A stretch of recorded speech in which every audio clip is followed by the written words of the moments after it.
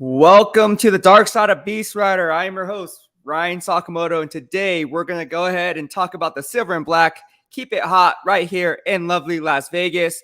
And before we go ahead and get started, I just want to say mahalo to each and every one of you for subscribing to my channel. Just be sure to turn on and flip on the bell notifications so you get notified when I go live or when I upload content. So we're going to go ahead and get started. I know there's a lot of questions. We're going to start with the transactions. I'm going to give you the news, notes, and quotes as we break it down on exactly what happens today, because I understand that I'm your eyes and ears. And since I'm fortunate enough to be there, I want to give you guys the inside scoop and always keeping things 100. And if it's good, it's good. If it's bad, it's bad. So I report how I see it, and nothing's going to change. That's how I done it with the Niners. That's how I'm going to do it with the Las Vegas Raiders and so forth. So again, mahalo to each and every one of you for subscribing to the channel, for giving me love on Twitter, Instagram, YouTube, and everything in between. TikTok. I'm on TikTok. Yes, I'm on TikTok. So pretty cool. Let's go ahead and get to some of your comments. I like engaging with all of you guys, and I know it takes people are like, dude, why do you have to respond to every single comment? It's like, dude, like, why wouldn't I? Like, if I have time to do it, I'm gonna respond to you guys. We have my man Robert Pena says, salute Beast. Shis says, what's good, Beast? Just you guys always leave comments, and I love this. Kalua, I want to butcher your last name. He says, hey, bro, are you from Hawaii? And I told him, no, I'm not from Hawaii, but I am rooted in Hawaii because my grandfather, he was actually from Oahu, Honolulu specifically, and then made his way into California. And you guys know the backstory on that. But yeah, my sister's out there. I have family out there. She's been living there for, I don't know, God, how long? 15 years now. Counselor at Kapiolani Community College, really well known in Hawaii. And so I have high expectations to live up to, as people in the 808 know. So yeah, she's doing big things. I'm trying to do big things. We'll see where this goes. Yeah, so it's gonna be. He says you give off the Hawaii vibe. Well, I appreciate that, man. Appreciate it. So let's go ahead and get started. All right, we have a lot of comments. I'm going to be toggling back and forth between putting up banners. I'm also going to be talking about Facebook comments that are coming in and driving traffic into the Facebook pages that I'm also on and moderating and also own. And so we'll talk about that. A lot of you guys had questions on the Facebook fan pages and groups. And so we're going to go ahead and talk about that as well. So I'll be toggling back and forth between the YouTube comments and questions and Facebook comments and questions and Instagram DMs and comments. And then I will go ahead and form my analysis and giving you the 411 on exactly what's going on right here in lovely Las Vegas. So let's go ahead and start with the transactions, because I know you guys want to know my intake on that. So without further ado, I'm going to put up these banners for you so you guys can kind of stay on topic, and so we can kind of see what's going on here. Okay. So start with the banner number one. All right. So if you guys haven't heard the news yet, I tweeted this up. If you guys haven't followed me on any of my social media outlets outside of the one that you're on, please do so in the description box below here on YouTube. I always post my social media outlets. And again, you're going to see football and fitness because that's what I do. For those who are new to follow me, I also professional bodybuild. Yes, I'm a professional bodybuilder, and I go ahead and do that as well. So I'll be posting my fitness workouts and how that relates to football and fitness. And so that's why you see in the upper right-hand corner of the screen, football and fitness. You see that barbell running across. That's what we do here in the DOB. And so just want to give you guys a rundown, because there's a lot of people new to follow me. And people are like, why are you posting workout videos? Like, well, that's the beast. I'm the BEASTwriter. That's what I do. I grind all day, all night. No joke. All right, so let's go ahead and talk about the transactions today. The Las Vegas Raiders waived, not released, not cut. They waived Bamidele Alasini, the rookie offensive tackle. And so when that move was made, and that was in my Aloha kickoff video here on YouTube, you guys can go ahead and watch what I had to say about Bamidele Alasini. But, you know, people were asking me, well, was it a smart move? And I was like, you know what? Yeah, we're going to have to find out, because he was a project at best, a raw project at best. And he kind of struggled. A little bit. But without further ado, then Mike Garofalo from was it NFL Network or whatever, he reported that Joe Hague, excuse me, I'm looking at this right. Joe Hague was going to be given a workout, and I said, oh, okay, that's cool. And I didn't even know that before I went into practice because I was just so set on my Aloha kickoff video and then getting my notes and my quotes ready for when I interview the players, because we have a lineup of players that we want to interview. So I wanted to see how these guys practice so I can kind of formulate my analysis. And then once we come back to the media workroom and come back to the desk, I am ready to go. So there's a lot of parameters in how I do business when I go into work. I go with a game plan. I don't just freelance it and be like, I wonder what I'm going to talk about today. It's like, nah, dude, you're already 5 steps behind, bro. There's a 15-play script. You better stay with the script for the first 15 plays. I'm joking. But no, that's how I like to do it. So I was unaware of what happened with Joe Hague. And so I had no idea what was going on with that. And so what happened was, then I see this guy, number 73. I was like, hey, didn't Hague wear number 73? But then I was like, I don't think that's him, because I'm not sure. I'm not going to say it's him if I'm not sure. Turns out it was another guy that they signed to the practice squad. Fiddly Gurman from the Kansas City Chiefs. All right. Now, I do not know anything about this guy. I know nothing about this guy. I'm not going to sit here and lie to you and be like, oh, yeah, this guy's a great player. I don't know. I have no idea. I'd never even heard of this guy's name. All right. So if I was a Kansas City Chiefs fan at Arrowhead Addict, right, from Fansided Network or something like that, maybe I would know who this guy is. I have no idea who this dude is. So I got to do my all I know is from Toledo. Okay. That's it. Okay. My thinking is, without even doing my due diligence, I'm thinking he's going to bring the Raider way to Las Vegas. And the reason I say that is because they signed another guy by the name of J.R. Reed.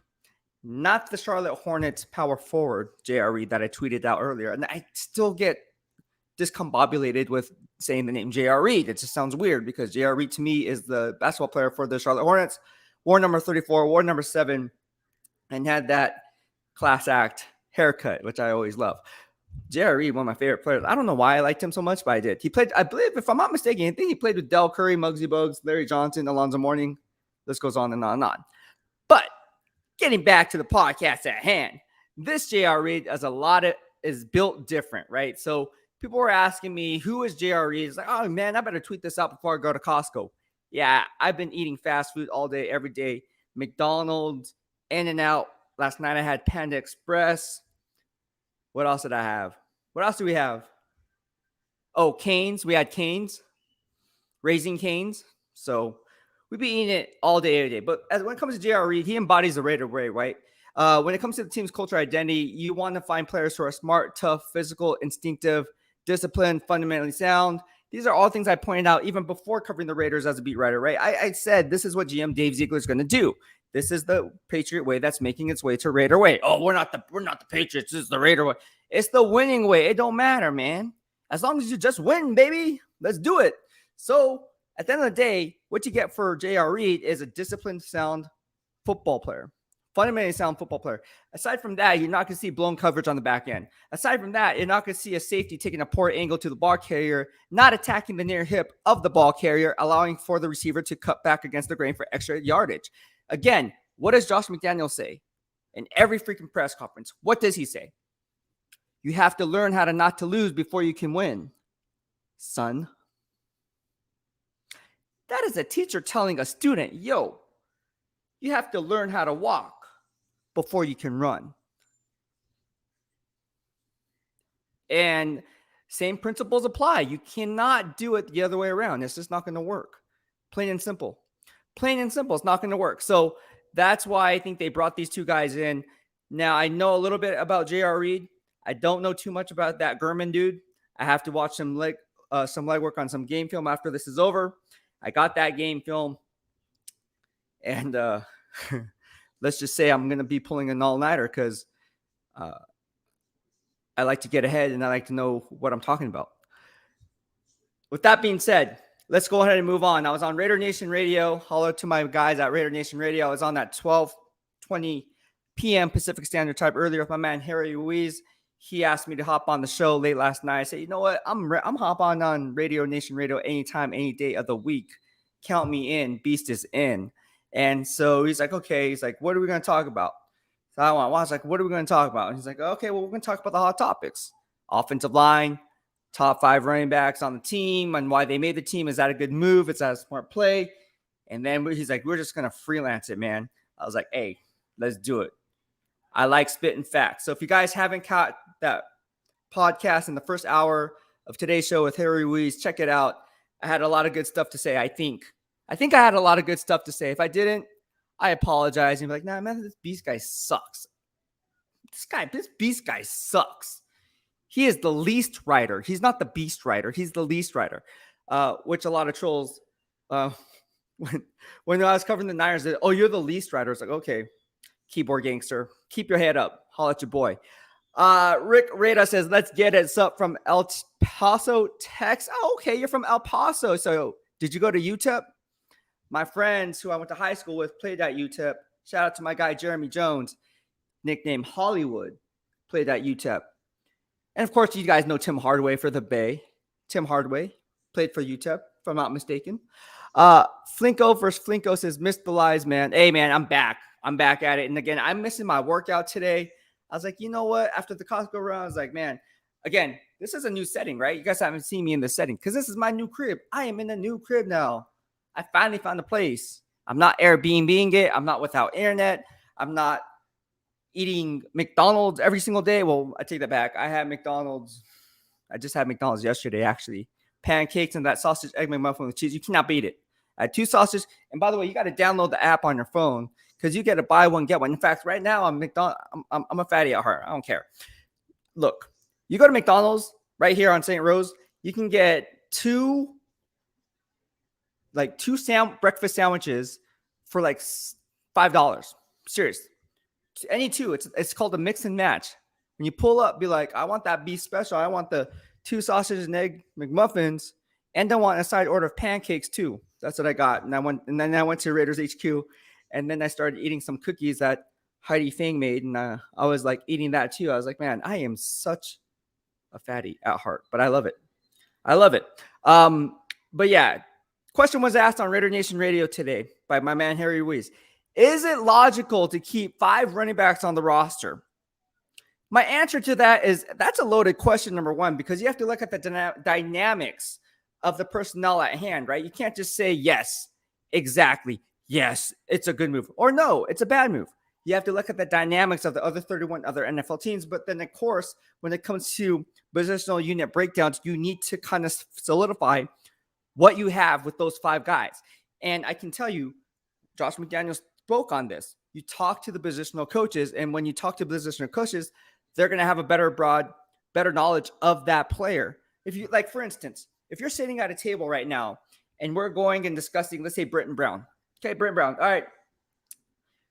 They probably went like this. Oh, we're keeping Josh Jacobs off the board, so let's cross him out because he made it already.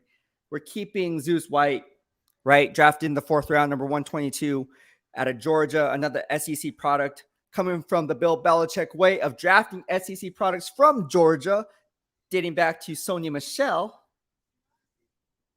Oh, by the way, he's been whoop-de-doo, but Georgia product, yeah, we're keeping him. I'm not going to freaking waive Zeus White. Are you kidding me? Who calls his game dominant when I asked him to describe his game in one word? Hails to the no. Then you triple down on those gains and you say, we're not getting rid of Amir Abdullah, who, by the way, when I interviewed him today, and he said, oh, yeah, he likes my critique of him on his film study because the guy's a patient runner. Again, I run game film. I watch countless hours in order to come on this live stream. It's not like I come on and freelance the crap out of this. No, that'd be boring. That'd be like talking out of my butt. Like, what the heck am I doing? No, I don't do that. So I like to come with a game plan, right? The game plan is this. Amir Abdullah, and when I witnessed in practice, the guy is a beast. All right. He is one heck of a beast. And I asked him, I said, look, like, you're a very patient runner. But at the same time, you don't like to dance around in the backfield. That drives coaches nuts. If you're a running back and there's a hole that's developing or about to develop and about to open up, but then you decide to dance and cut back against the grain and not hit that first gap that you see, that can cause disaster. Now we can talk the difference between a zone blocking scheme versus a power scheme, and how a zone blocking scheme is a one cut back scheme where you don't have to use the vision, because the vision is already dictated to you by the pre-snap leverage and post-snap play on the play side of back side of where the offensive linemen are leveraging their splits and their techniques and their seals and so forth. But the power run game, you need vision. You need to see the hole. If it's not there, you need to find another hole. But you also have to be patient enough to let those holes develop. That's what Ameer Abdullah brings to the table. And he can return. So if you're sitting here at the table, be like, yeah, Ameer Abdullah, man, we really like him. He has a high football IQ, probably the smartest player on this team when it comes to the position of running back. Don't get it twisted, not taking anything away from Josh Jacobs, but Ameer Abdullah just gets it up here. Trust me, I interviewed him.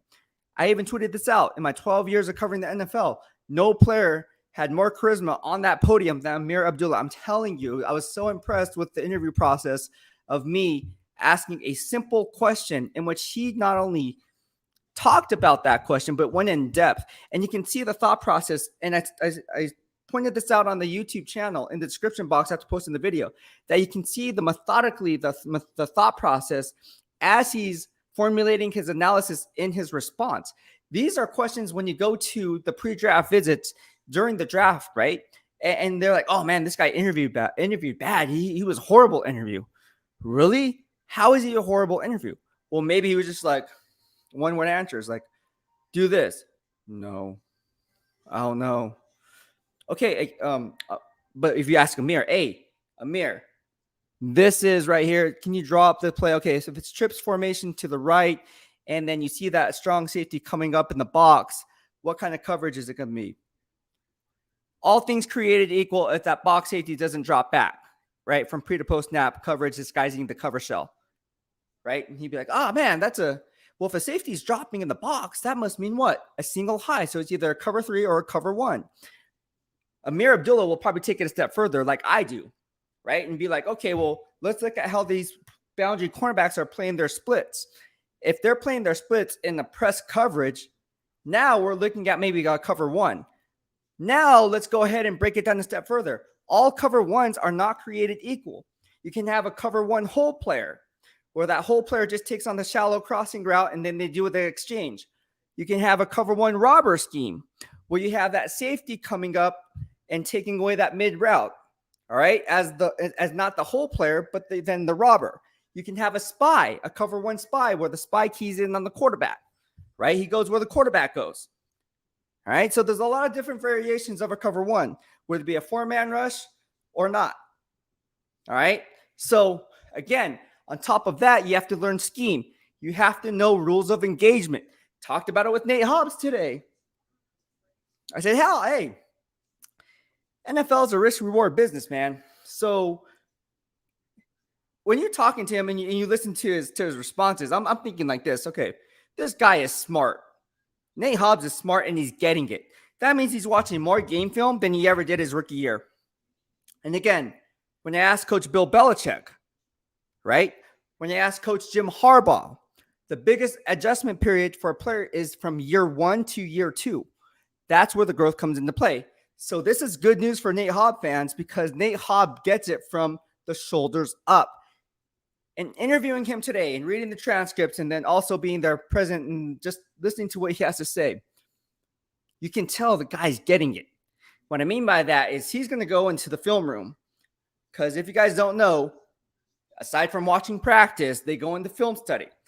That's where you're really going to formulate who's going to be a good player from a great player. Who does their freaking homework?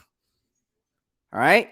Because if I was a DB and I know I'm going against a team that likes to run a lot of 11 personnel, right? 1 back, 1 tight end, 3 wide receiver sets, but then you can figure out tells based on the trips formation to the left, or if they like to do a lot of window shopping like the San Francisco 49ers, a lot of window dressing, pre-snap motion, all that, yada. Moving Kyle Juszczyk as an H-back, then he goes out wide, maybe split him out wide, taking away that linebacker who then has to go cover him because he's in a cover 1 scheme and he has to go out and be on an island. We've seen that before. So on the flip side of that, we've seen Alvin Kamara lined up with Fred Warner. So it happens. But what I'm trying to tell you is if you can understand pre-snap keys, reading tells, understanding formations, understanding tendencies with down and distance. Nate Hobbs, you're going to be able to undercut some of these routes, get some picks, and take it to the house. Because film study, I can tell you are emphasizing film study. I can tell just by the questioning and your answering. I can tell you are getting it, my man. And that just is one player. We haven't interviewed all the players yet. So if the Raider way is iron sharpens iron, and you're trying to make the team or you're trying to make an impression on the coaching staff, you don't think they're going to be like, okay, well, if Nate Hobbs is doing this, I'm going to be watching 5 more hours of film. And then Nate Hobbs is like, oh, hell no, I'm going to be watching 6 more hours of film. And then here comes Amik Robertson. I already watched 12 hours of film. Iron sharpens iron. I'm telling you. And I talked about Amik Robertson on Raider Nation Radio today. And again, if you guys haven't followed me, I cover all 32 NFL teams. Why? Because in order to formulate analysis on the team I'm specifically covering, you have to know the dynamics of the other 31. You can't just name drop people off the roster and be like, oh, this guy's good or this guy's bad. Furthermore, you can't just watch YouTube highlights of a player or ESPN highlights of a player or ESPN highlights of a team or NFL Network highlights of a team and then be like, oh, yeah, well, this guy had 2 sacks, so he must have had a good game. No, because are those sacks really predicated on him getting to the quarterback?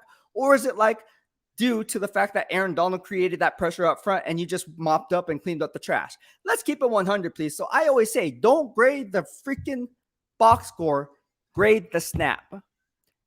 Grade the snap, not the box score. If you don't know how to do that, then you shouldn't criticize a player. Shouldn't criticize a player. Shush says, what's up with Higgy, the O-line who played for Tampa? Oh, he left without a contract. Yes. As far as I know, I left Raiders HQ. I was one of the last to leave. I didn't hear anything. So as of now, no. Things for all I know, I can't speak for anyone else. He didn't get a contract. Julian Guevara says, what do you think the Raiders' floor and ceiling is win-loss wise? Ceiling, I can see them winning the division. I really can. Crazy because everyone's, oh, you're a Raiders beat writer. You just want you. No, if you guys know, I'm coming from the Niners. I keep it 100%. This team is trending in the right direction. Now, are they going to win the division outright? I'm not going to say that because they play in the hardest division. It'd be dumb for me to say, oh, yeah, man, they're going to go 16, 17-0, and they're just going to sweep everyone. Just win, baby. No, that's not how you do business. But I will say this. I think the ceiling is high simply because the coaching staff has this team trending in the right direction, and the scouting department and everyone from GM Dave Ziegler, starting with him, bringing the personnel up front from the top down, all these guys are going to do everything in their power to go ahead and turn this thing around. And they're doing it the right way. I'm telling you right now, I've covered many coaching staffs, whether it be Harbaugh, Tom Sula, Chip Kelly, Kyle Shanahan, right? Mike Tomlin when I covered the Steelers, right? And who do we have now here? Josh McDaniels. All right, so that's 6. I'm telling you now, this coaching staff is arguably the best coaching staff that I've been around in teaching these guys proper technique, leverage, fundamentals. And from a scouting perspective, hey, all bets are off, man. Give me GM Dave Ziegler any day of the week. Give me GM Dave Ziegler. And there was, oh, man, he sucks because he isn't giving offensive line. Hey, no offensive line help. Hey, he can't fix 30 different problems in one season. An empire wasn't built overnight. Let's keep it 100. Because if it was, then everybody would be doing it. It ain't easy. Turbo Duran says Raiders will beat the Chargers in their house. It will be nothing but Raiders fans there anyway. It's like a welcome home. That is true. Chargers have no fan base. And I went to San Diego State. I should know. I went to San Diego State. I should know.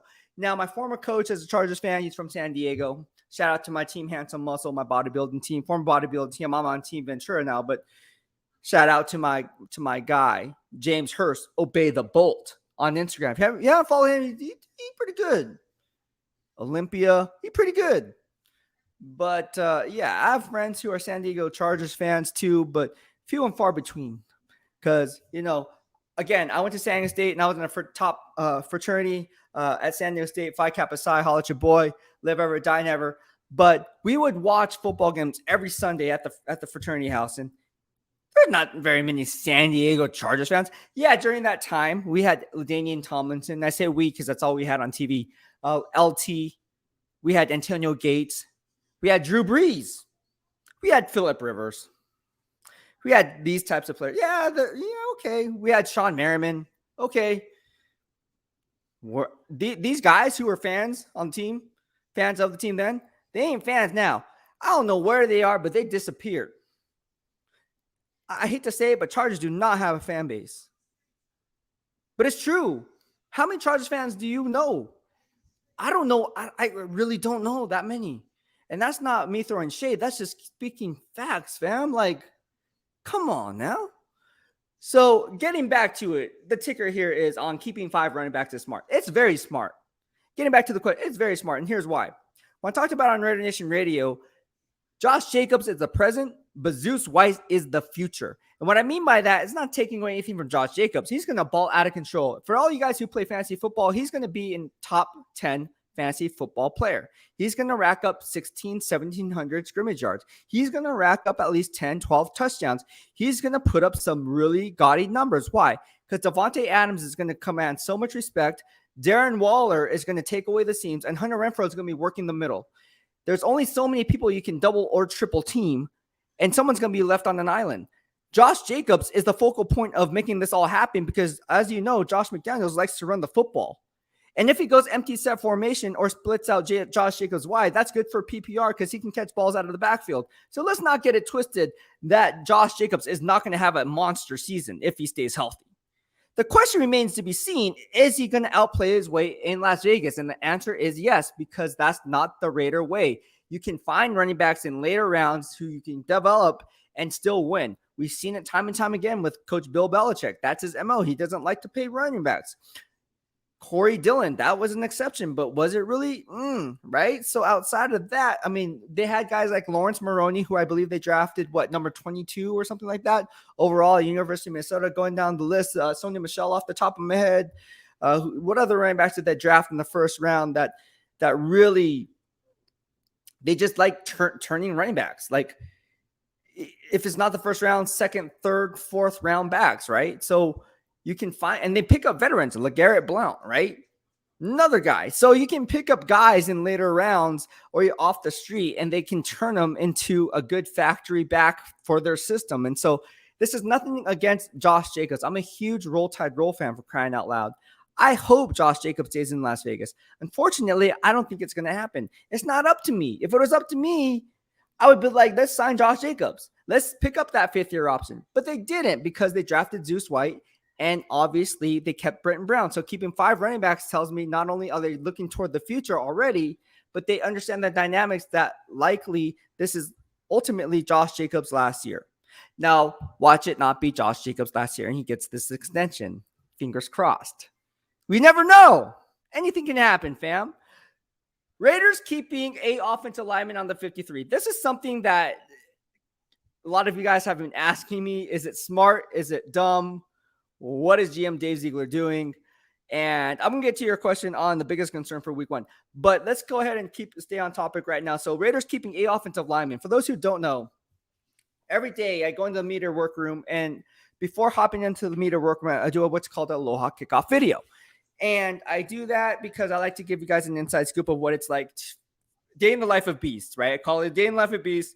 What's it like being me for a day and going to work, getting my gains in, and then coming home from work, eating my pre-workout meal, eating my pre-workout shake, eating my pre-workout supplements, which I'm sponsored by EVOGEN.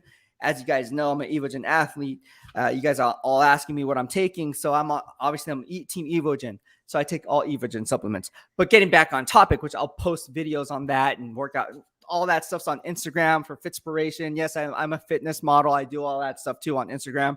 So with all that in between, I tell you guys exactly what's going to go down before it happens. So this is a roster that we get every single day.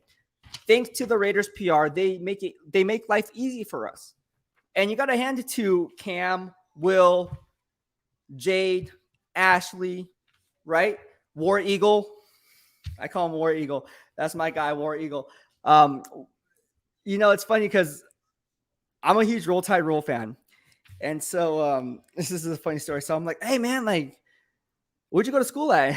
He goes, I went to Auburn. And I was like, oh, I'm a huge Roll Tide Roll fan. He looked at me like, dude, that's so horrible for you.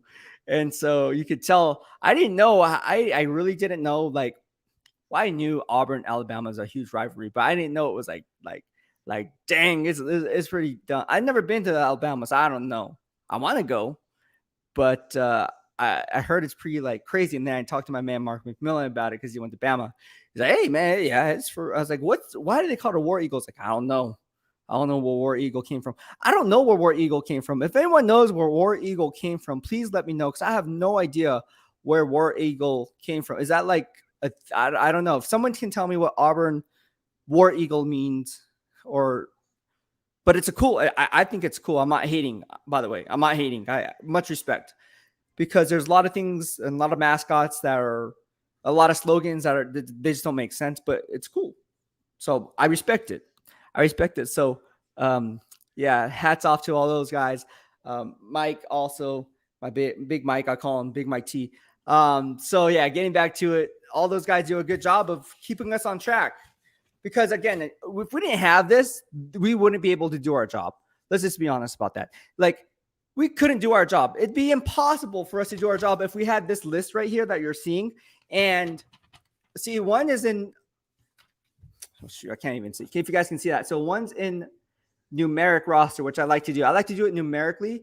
That way I can see the numbers right here, and then I can kind of cross-check my analysis on the players who are present, absent, and so forth. If you flip it on the other side, it's a straight-on positional unit. So how many people are by position are on the team? So that's pretty cool. And so I like to bring this out every single day to practice, and then memorize players' numbers, memorize what school they went to, memorize their birth date. I'm joking, not their birth date.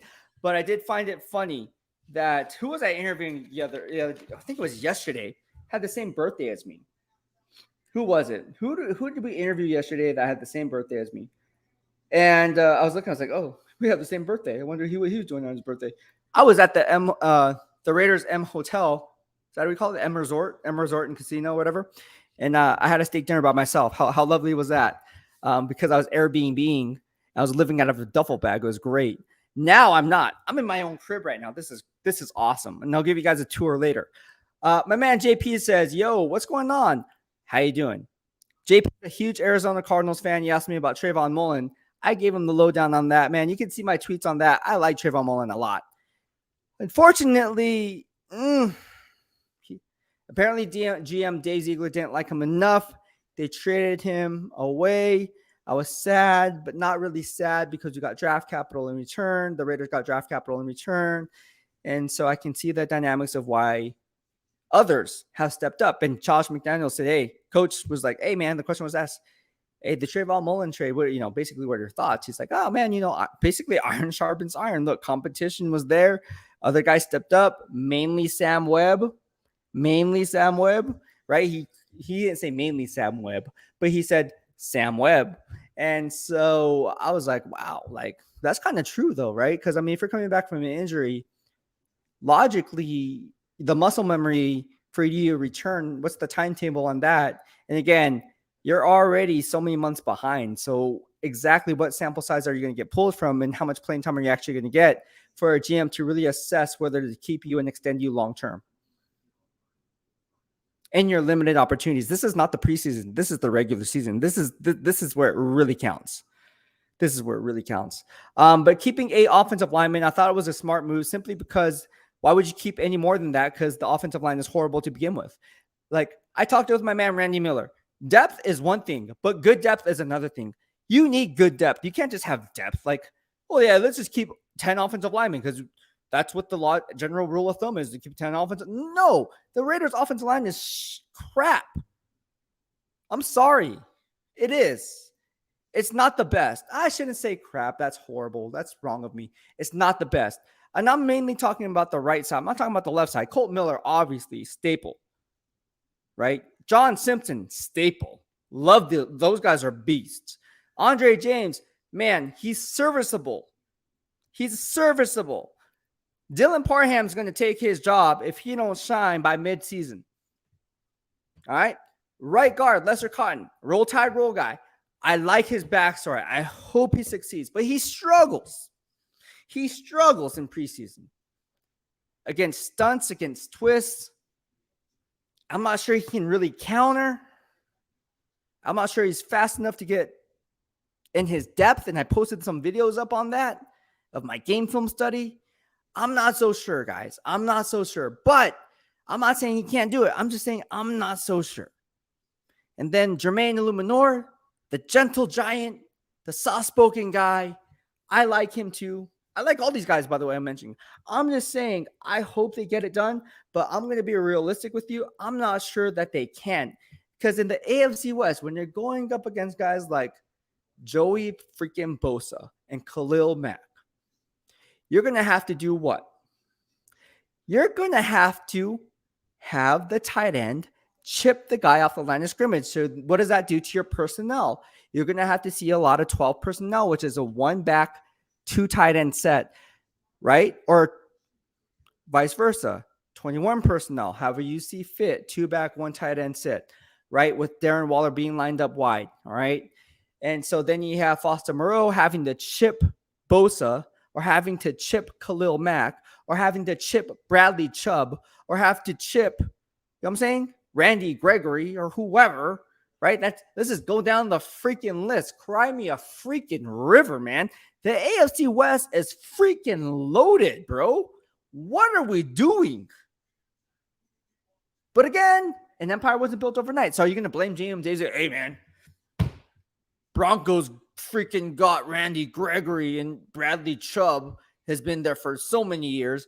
And so now they have a 1-2 punch. And then what are we going to do for our offensive line? Who's going to be our bookend tackles? Who's going to be the right tackle? Well, they thought it was going to be Alex Leatherwood. Unfortunately, that didn't pan out so well, did it? So can you blame GM Dave Ziegler for going into a situation or where you know that was already going to be an issue? Come on. That's not fair.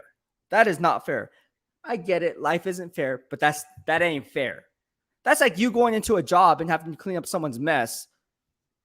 And you're like, hey, how come the job's not done? It's like, dude, you weren't doing any work for the last 3 years, dude. I'm obviously I'm not saying that, but I'm just putting it in layman terms. Like, it's like going into a situation where you're at a disadvantage. Simply put, you're going to a situation where you're at a disadvantage, and so now the person who's coming in wants things done his way, and so there's a transition period there. So let's give GM Dave Ziegler a break. Just like the other GMs. I grade GMs just like I grade players around the league. So if you're asking me, is 8 offensive linemen thin? Yes. But is it a bad move? No, because when you look at the ultimate fielding the best 53, it is a smart play to make. And I would have done the same exact thing. I would have done it no different. She says, thoughts on Blake Martinez. I gave my thoughts on Blake Martinez. Here's a guy who's a tackling machine, very smart, very instinctive, embodies the right away. He can be a special teams ace. Look, I graded Blake Martinez. If you don't believe me, look me up and just tag Blake Martinez. There is so much film on Blake Martinez. The guy is smart. He's instinctive, like I said. He can kind of leverage the pre-snap splits. Very savvy, very fundamentally sound. Is a tackling machine. He won't do anything extraordinary awesome. Like, he's not going to make any splash plays at or behind the line of scrimmage, but you will get a sound tackler at the point of attack. And so with Blake Martinez, if you're going to ask me if he's a good fit for a 34 base, well, he did it with the Green Bay Packers, and he did it very well. So I would say from a depth standpoint, Blake Martinez can be a depth piece and also a nice player that you can bring on special teams coverage units, and he can be that special teams ace, kind of like we've seen with Blake Costanzo when he was with the San Francisco 49ers during the Tony Montana squad with the San Francisco 49ers. You see these special team aces come around, right? And those guys stay along for the long term, right? And you wonder why these guys and why these special team units often get overlooked, because it is the third phase of the game. And it comes down to it not being sexy. It's just like if you're going to select the offensive lineman over a wide receiver, that offensive lineman may be a better player, maybe a better pick, it may be the overall better athlete, but the fans in the stands want that wide receiver because that's the sexier pick. Same thing with special teams. You can get a good special teams guy, right, when you're formulating your 53, but if he doesn't make plays as a wide receiver as explosive as a 7-8-9 bagger, like let's say a guy like Denzel Mims, just for example, right, who can't run a full route tree, right? He just, and I said that in my pre-draft analysis. Oh, then some guys, oh, what do you know? And he pulls up YouTube highlights. I was like, don't grade the highlights on YouTube. Grade the snap of the player. Anyways, that's the sexier pick. Is it the right pick? No, but it's a sexier pick. So special teams to me is an often overlooked phase of the game. I talked about it today when I was talking to some of the guys. And who did we interview today? Gosh, we interviewed Clee Farrell. We interviewed, talked about his arm length and how he's able to slip blocks over at Clemson at the point of attack. He does a really good job at that. Has violent hands, knows how to disengage at the point of attack, whether it be a rip, a swim. He's very fundamentally sound that way. Can really hold and anchor the edge. He dropped 10 pounds. He told us he dropped 10 pounds with his diet and nutrition and everything. So the sky's the limit with him. I was very impressed with him professionally, because if you're going into a situation and your fifth year wasn't picked up and someone asks you, hey, Beast, man, how does it feel? Like, how are you coping with your fifth year option not being picked up? I would take it as a low blow, like not a low blow, but like a huge ego hit for me personally. I'd be like, yeah, that kind of sucks. Like, damn, that sucks, dude. But like, he ain't wrong. You know, Vinny wasn't wrong asking the question. We have to ask the question. And so for him to his response was very professional. I've been around where people answer, well, I don't care. I'm like, oh, whatever. It's like, nah, dude, you really do care, dude. Like, stop playing with your own emotions. Like, you do care.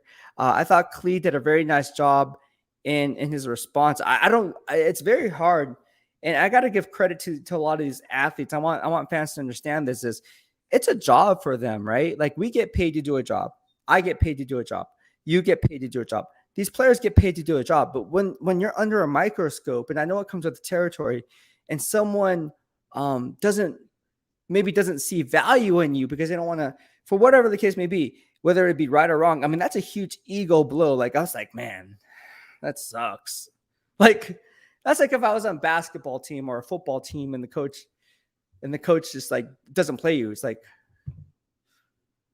but then you think you're good enough to be playing, right? And you're like, like, why is that? Right? I mean, that has to go through your head. You guys know what I'm talking about if you played sports and you wonder why you're in the doghouse and other people aren't.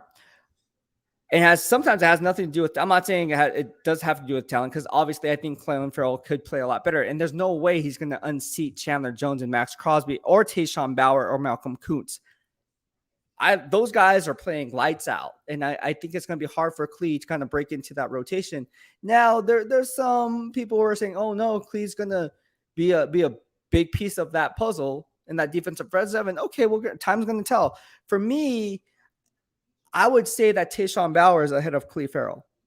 I would say that Malcolm Kuntz is ahead of Clee Farrell, simply because when you talk about a 34 base, and I don't care how they write it up on the depth chart, you look at what they come out in that 34 base. You can talk, again, we can talk about a 4-2-5 alignment, which 65-70% comes out in nickel.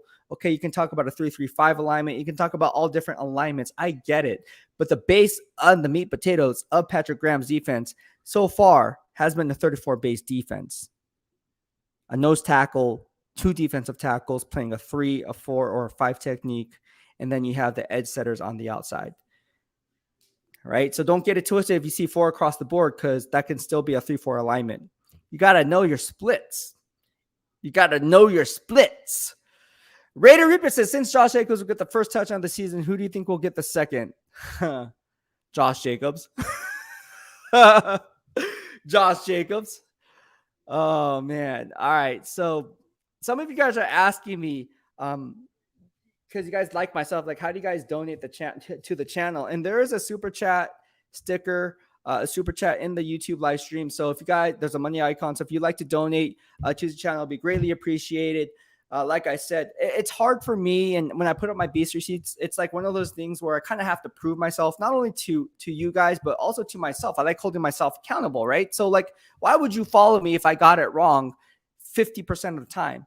I mean, this isn't, well, we're in Vegas, but this isn't like betting where if you win 51%, that's good. That's horrible. Like, I want to be right 80, 90%. And my track record speaks for itself with the Beast receipt. So I like reposting my stuff because at the end of the day, why would you follow me? You might as well not follow me for my analysis if I was wrong.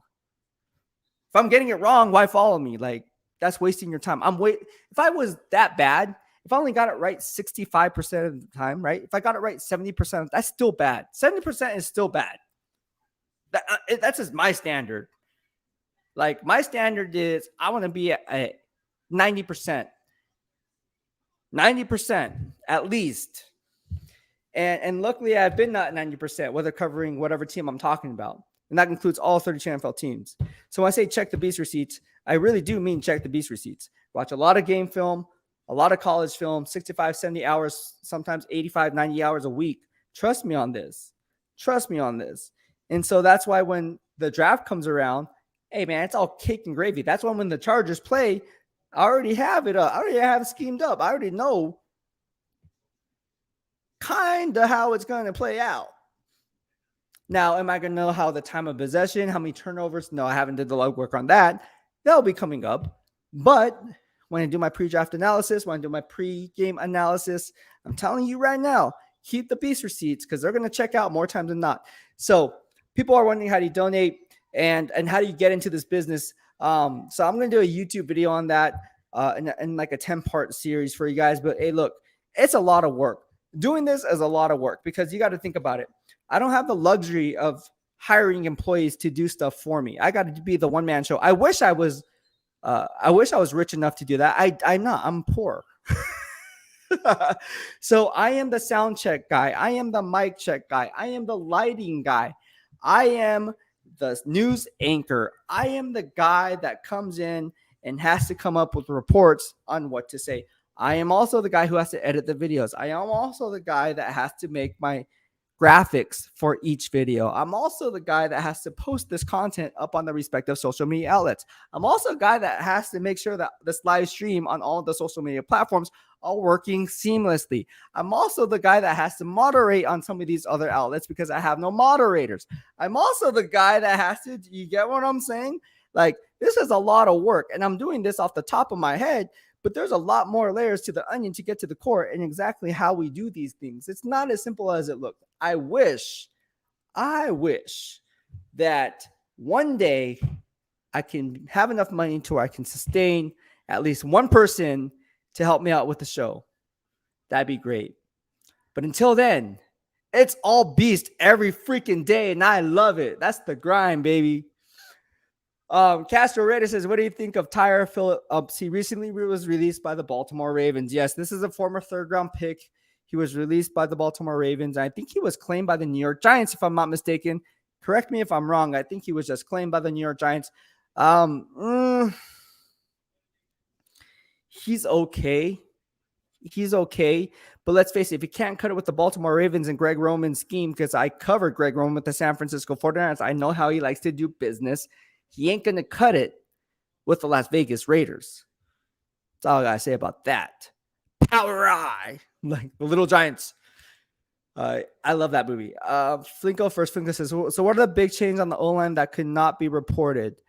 Well, basically the change on the O-line was reporting the starters. But then other people were reporting the starters. I couldn't speak for anyone else. I can only speak for myself. I was told not to report the starters, so I had to delete the tweet. So, but then other people reported it. So I don't know. I just played it safe. I can't speak for anyone else. I can just only speak for myself, and so I played it safe. It's better to be safe than sorry, guys. I'm telling you. So it wasn't like a big secret or anything. I just think there was I was just told to do something, and so were others. Not just me.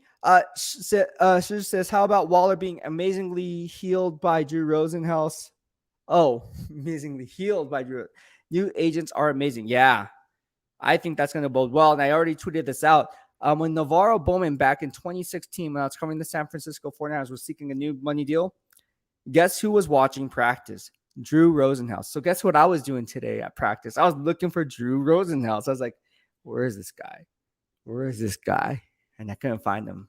But I'll tell you guys, if I see him, that's a good sign. He means business, Drew Rosenhaus. Yeah, so it's gonna be one of those things. Egalitarian 207 said, "What's up, Ryan? What's going on, man? How you been?" Again, there's so many dynamics and layers to the silver and black that I just love talking Raider football. I never thought I'd say that, I'll be honest with you, but I just love talking Raider football. When we talk about the Raiders defensive front seven, which I'm going to talk about, and I tweeted this out, I think they have the best defensive front seven in the AFC West. Now, go ahead and name drop people. I got grades. I graded players. I graded teams. I graded defenses. Trust me on this. I can tell you off the top of my head who's good and who's not. Don't be a box score reader. Also, don't be a household name guy. Don't be one of those guys who just votes for the Pro Bowl based on a household name. For instance, do you guys know that DJ Jones for the San Francisco 49ers, now with the Denver Broncos, was the number one run defender on the team? It wasn't Nick Bosa. It was a guy by the name of DJ Jones. So now, for the second time in as many years, they lose their number one run defender, because the year prior to that, who did they lose? DeForest Buckner. So you lose both your interior defensive tackles, your two best run defenders, and now one is off with the Indianapolis Colts. Everyone is now off to the Denver Broncos, and you think you're going to get it done by switching it up by moving Eric Armstead, who I believe should have been kicked inside in the very first place, and Javon Kinlaw, who we don't know if he can stay healthy. I hope he does, but calls me his biggest inspiration. Are we sold that they can get it done? Again, I hope they can, because those guys, when they turn it on, they're hard to stop. They're very hard to stop, but can they do it consistent? Consistency is key in the NFL. So when you look at the Raiders defensive front seven, and we talk about consistency, this is where you're going to see the dynamic of that 34 base defense, right? You see Bilal Nichols flushing plays back inside to his help. Well, who's going to be sitting there opening second level backers up in the two gap scheme? You have Divine Diablo. You have Denzel Perryman, tackling machines. Those guys can run sideline to sideline. These guys are going to get it done. Let's not forget Jayon Brown, who comes from the Tennessee Titans, running a 34 base defense, which, bless my heart, prayers up to Harold Landry, who is now out for the year, which I talked about on my Aloha kickoff video just yesterday when we talked about Jeffrey Simmons and that defense and Tyree Gillespie and all that. We can go on and on. Like I'm saying, we can talk about any team you want. Kevin Byard, number 31. We can talk. I'm telling you, we can talk about any freaking player on any freaking team. Cleveland Browns, you want to talk about Joe Bitonio? Let's do it. One of the best interior guards in my grading system. I just keep it 100. Thank you so much, Dimai by Nature. Appreciate the love and support for the super chat and super sticker. It really means a lot. And again, I wouldn't be here without you. Now, the question remains to be seen. People are wondering, okay, so these super chat and super stickers, everything gets donated back to you guys, which, by the way, if you guys don't follow me on Twitter, YouTube, or Facebook, again, I run giveaways. So this is what was handed out, if you guys can see this. And I posted this up. I'm going to pick one lucky winner. All right, I'm going to pick one lucky winner tomorrow, and I'm going to post this up. It's an alumni towel jersey. It's pretty cool. I'm giving away mine. This is mine, but I'm going to give it away to you guys. Because I think you guys deserve it. It's a thank you. It's a mahalo to all of you guys for showing me love. So Demi by Nature, thank you so much. You are definitely obviously entered. Anyone who follows me is obviously entered.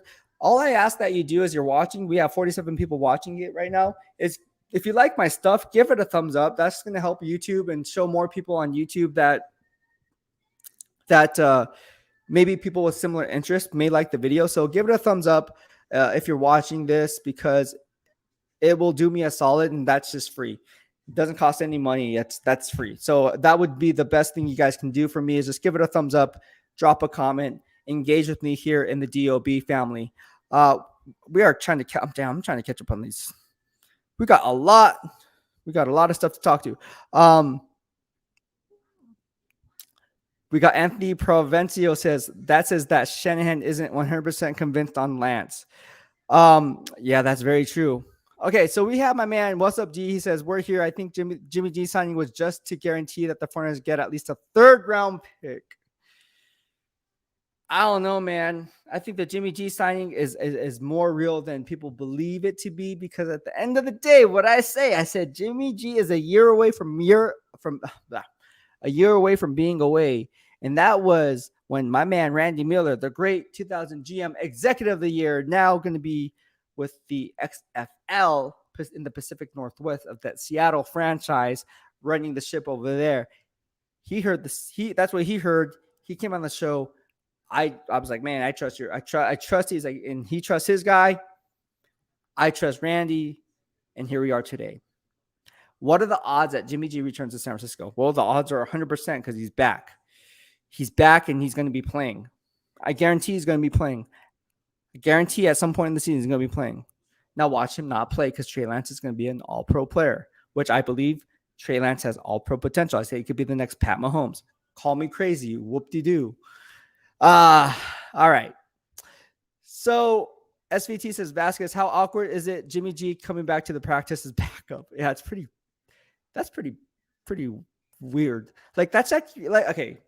I said it last year. I'm not afraid to say it. And I did a podcast on it and it got a lot of hits. I wasn't trying to be funny, but it's kind of like that situation.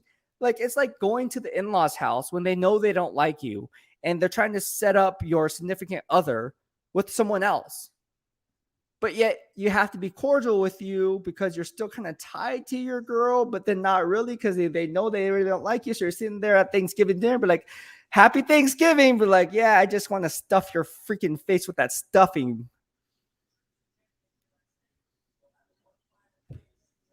I'm just keeping it 100. That's the same thing, dude. Like, they don't want you, but they have to deal with you. But now they want you, but they don't want you. But this is Trey's team. But is it really Trey's team? Like, what is the reverse psychology? You might as well just play a game of poker and just do all these poker tells, sitting back, showing a strong hand when you're really not showing a strong hand, or being up close because you're nervous when you're really shouldn't be nervous because you have pocket aces and the flop comes out ace, king, 10 suited. Now you're like, oh my gosh, I have trips, but then I don't know what's going to come on the river. This guy have a straight. I don't know what's going on. This guy has a flush. It's not a rainbow flop. So what's going on here? Like, I'm just saying, man, like, there's a lot of layers to this. This is crazy. I wish I was in the Bay Area just so I can just go to Levi Stadium, because you guys know I used to live across the street from the stadium. I can watch practice from my backyard and be like, what's going on over at I'm joking. I've never done that. You guys were like, you should do that. And I trust me. You do not want to do that. That is all bad. And I'm kind of exaggerating because I can't really see him even with that, because you guys know that they have those little gates up. So even if I wanted to, I couldn't. So it's funny because I do see people try to go on the roofs. And I'm like, what are these guys doing? What are they doing on the roof? And they're trying to watch practice. Like, you're not going to get any vantage point doing that, dude. That was just hilarious. I thought that was always hilarious. I'm like, these kids are ridiculously crazy. Mike said, told my buddy who's a Niner fan that you're now covering the Raiders, and he said he went to school with you. Small world. Who is your buddy? I want to know, Mike, who is your buddy that I went to school with?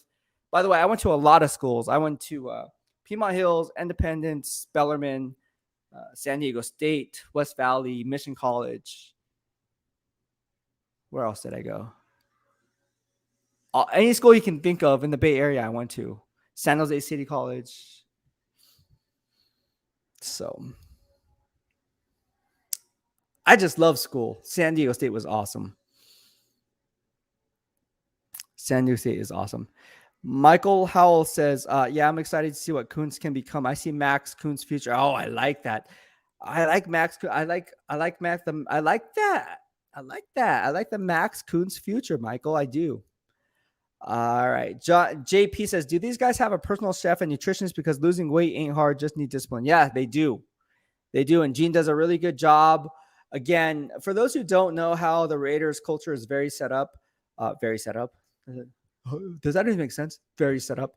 How it's set up is they do have a nutritionist. They do have a psychologist, I think, or someone of that in that field who can kind of like help them, right? And I think, especially with mental health today, I wish I Like even like back in high school, I wish I had some kind of like a counselor, like counseling kind of a deal where you can kind of go and talk to someone if you were in kind of a situation where you weren't all there, or you kind of needed some advice, or you weren't sure of things, because diet does mess with your head. Trust me, I bodybuild.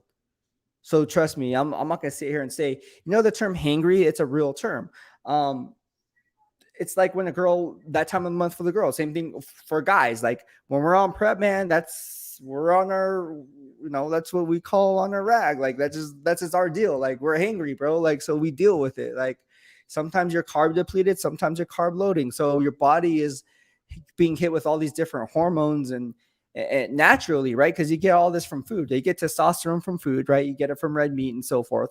But then again, when you're carbo depleted, you're just working off the fat source as your source of energy for your workouts because you're carb depleted. Now your glycogen storage is all screwed up. But then the next day you're carbo loading, so now you feel a little bit stronger. So now you can push a little bit more. And then when you go back to the gym the next day, just you fall off again because you're carbo depleted. It's a catch-22. And on top of that, you got to drink a hell of a lot of water. So it's not as easy as people say.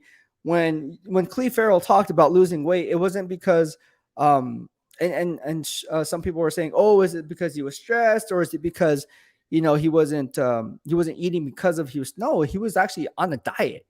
Like the dude was on a diet. So diet is one of those things where when people say, oh yeah, I can do that, I can bodybuild, but I don't want to do the diet, then you can't do it because you can't do the diet. That's like part of it, bro. Like you can't be like, oh yeah, I can do it, but it's like, no, you can't do it because you can't do the diet, not but. You can't do it because you can't do the diet. So this not joke around. Same thing applies, right? Like the Raider way is, again, iron sharpens iron. So if you see Max Crosby doing things the right way, which he is, all signs and everything I'm hearing, by the way, from Raiders headquarters, if there's one guy who sets the example above anyone else, it's Max Crosby. Max Crosby on the defense side of the football is the face of the franchise, hands down. Hands down. It's Derek Carr, Devontae Adams, right? You guys would agree. Quarterback and the wide receiver. Defensively, it's Max Crosby by far. It's not even a question who the defensive leader of that team is. Now, Chandler Jones is also one of the leaders on the team, but I think ultimately Max Crosby would be considered the franchise, the face of the franchise on the defense side of the football. If you were to ask me, if you came up to me with, hey, Beast, like, who is the face of the franchise on defense? I'd be like, Max Crosby. Why? He does everything the right way. Everyone that I spoke to from the top down says if there's one player that you should really focus on, Max Crosby, how he does business, how he runs practice, how he methodically thinks about taking those mental reps, how he's teaching the younger guys, how he's setting the example for these younger guys and doing things the right way, coming in as rookies. All this plays a role, and Max Crosby is Max Crosby. You guys know who Max Crosby is. I don't have to say it for you. The guy's just a monster in more ways than one. So a lot of stuff going on with Max Crosby. A lot of good things with Max Crosby. My man says, shout out, brother from Seattle. Are you a Seahawks fan? Because if you are, that's awesome. If not, that's cool too. My boy from Seattle, who's a Seattle fan, I just talked to him late last night. And he's going to be coming in town this week. He says, hey, man, I want to talk to you about some things with my Seattle Seahawks. I was like, what? And so I'm going to be talking to him. I guess he wants to know what's going on with this team. I said, man, your team sucks. Like, she got hella bad. I was like, bro, I keep it 100. He's like, dude, why do you have to say it like that? I was like, bro, Howard, I'm sorry. Your team is garbage, bro. Like, you have no O-line. It's in shambles. Yes, you have DK Metcalf, Tyler Lockett. Okay. But who's your quarterback? Geno Smith? Okay. Good luck. You're going to be doing a lot of running around. You've been a lot of... Anyways, he was just like, he wasn't having it. I was like, there's no more Legion of Boom. Okay, you have Quandre Diggs. Okay, Pro Bowler. Signed to an extension. Okay, cool story. You don't have Bobby Wagner. Oh, that sucks. Oh, you have no more Carlos Dunlap. Oh, that sucks. You don't have no more Kerry Hyder. He's with the you went back to the freaking 49ers. Okay, that sucks. Oh man, what do you have? Oh, I don't know. Jordan Brooks from the Texas Tech Big 12 guy that John Snyder likes to draft. I like Jordan Brooks though. Yeah, they're in trouble. You are in trouble, Seattle fans. I'm not hating. I'm just keeping 100. Daniel Kim says, "Sup, brother? Love that." Abdullah acknowledged the great question. Oh, thank you so much, man. I appreciate the love, and I love that too. I was kind of caught off guard that he would actually give me praise because normally players don't do that. Honestly, in my 12 years, it happens from time to time. I mean, it'll happen like maybe I don't know once in the blue moon or something. Like they'll point that out. But I mean, it happens a lot in the locker room because that's more how I say it, it's more casual. In a workroom setting, that's when it's just kind of like more formal. Yeah, it was one of those things where I was like, wow, like I guess I do ask good questions. But then it wasn't the first time that happened. Obviously, Chip Kelly said I asked good questions. Coach Modkins said I asked good questions. He's now with the Minnesota Vikings. So yeah, Coach O'Neill, who was the DC of the Oakland Las Vegas Raiders, said I asked good questions. So everyone from coaches, players, I think they just, how do I say this? Like I said, I always try to bring a fresh perspective to the table, not necessarily better or worse, because I think everybody brings a different dynamic to the table and has their own spin on things, which is great. Because I think if everybody had the same line of thinking or brought the same point of emphasis or analysis, I think you guys would be bored by it because it's just a matter of regurgitated, recycled news.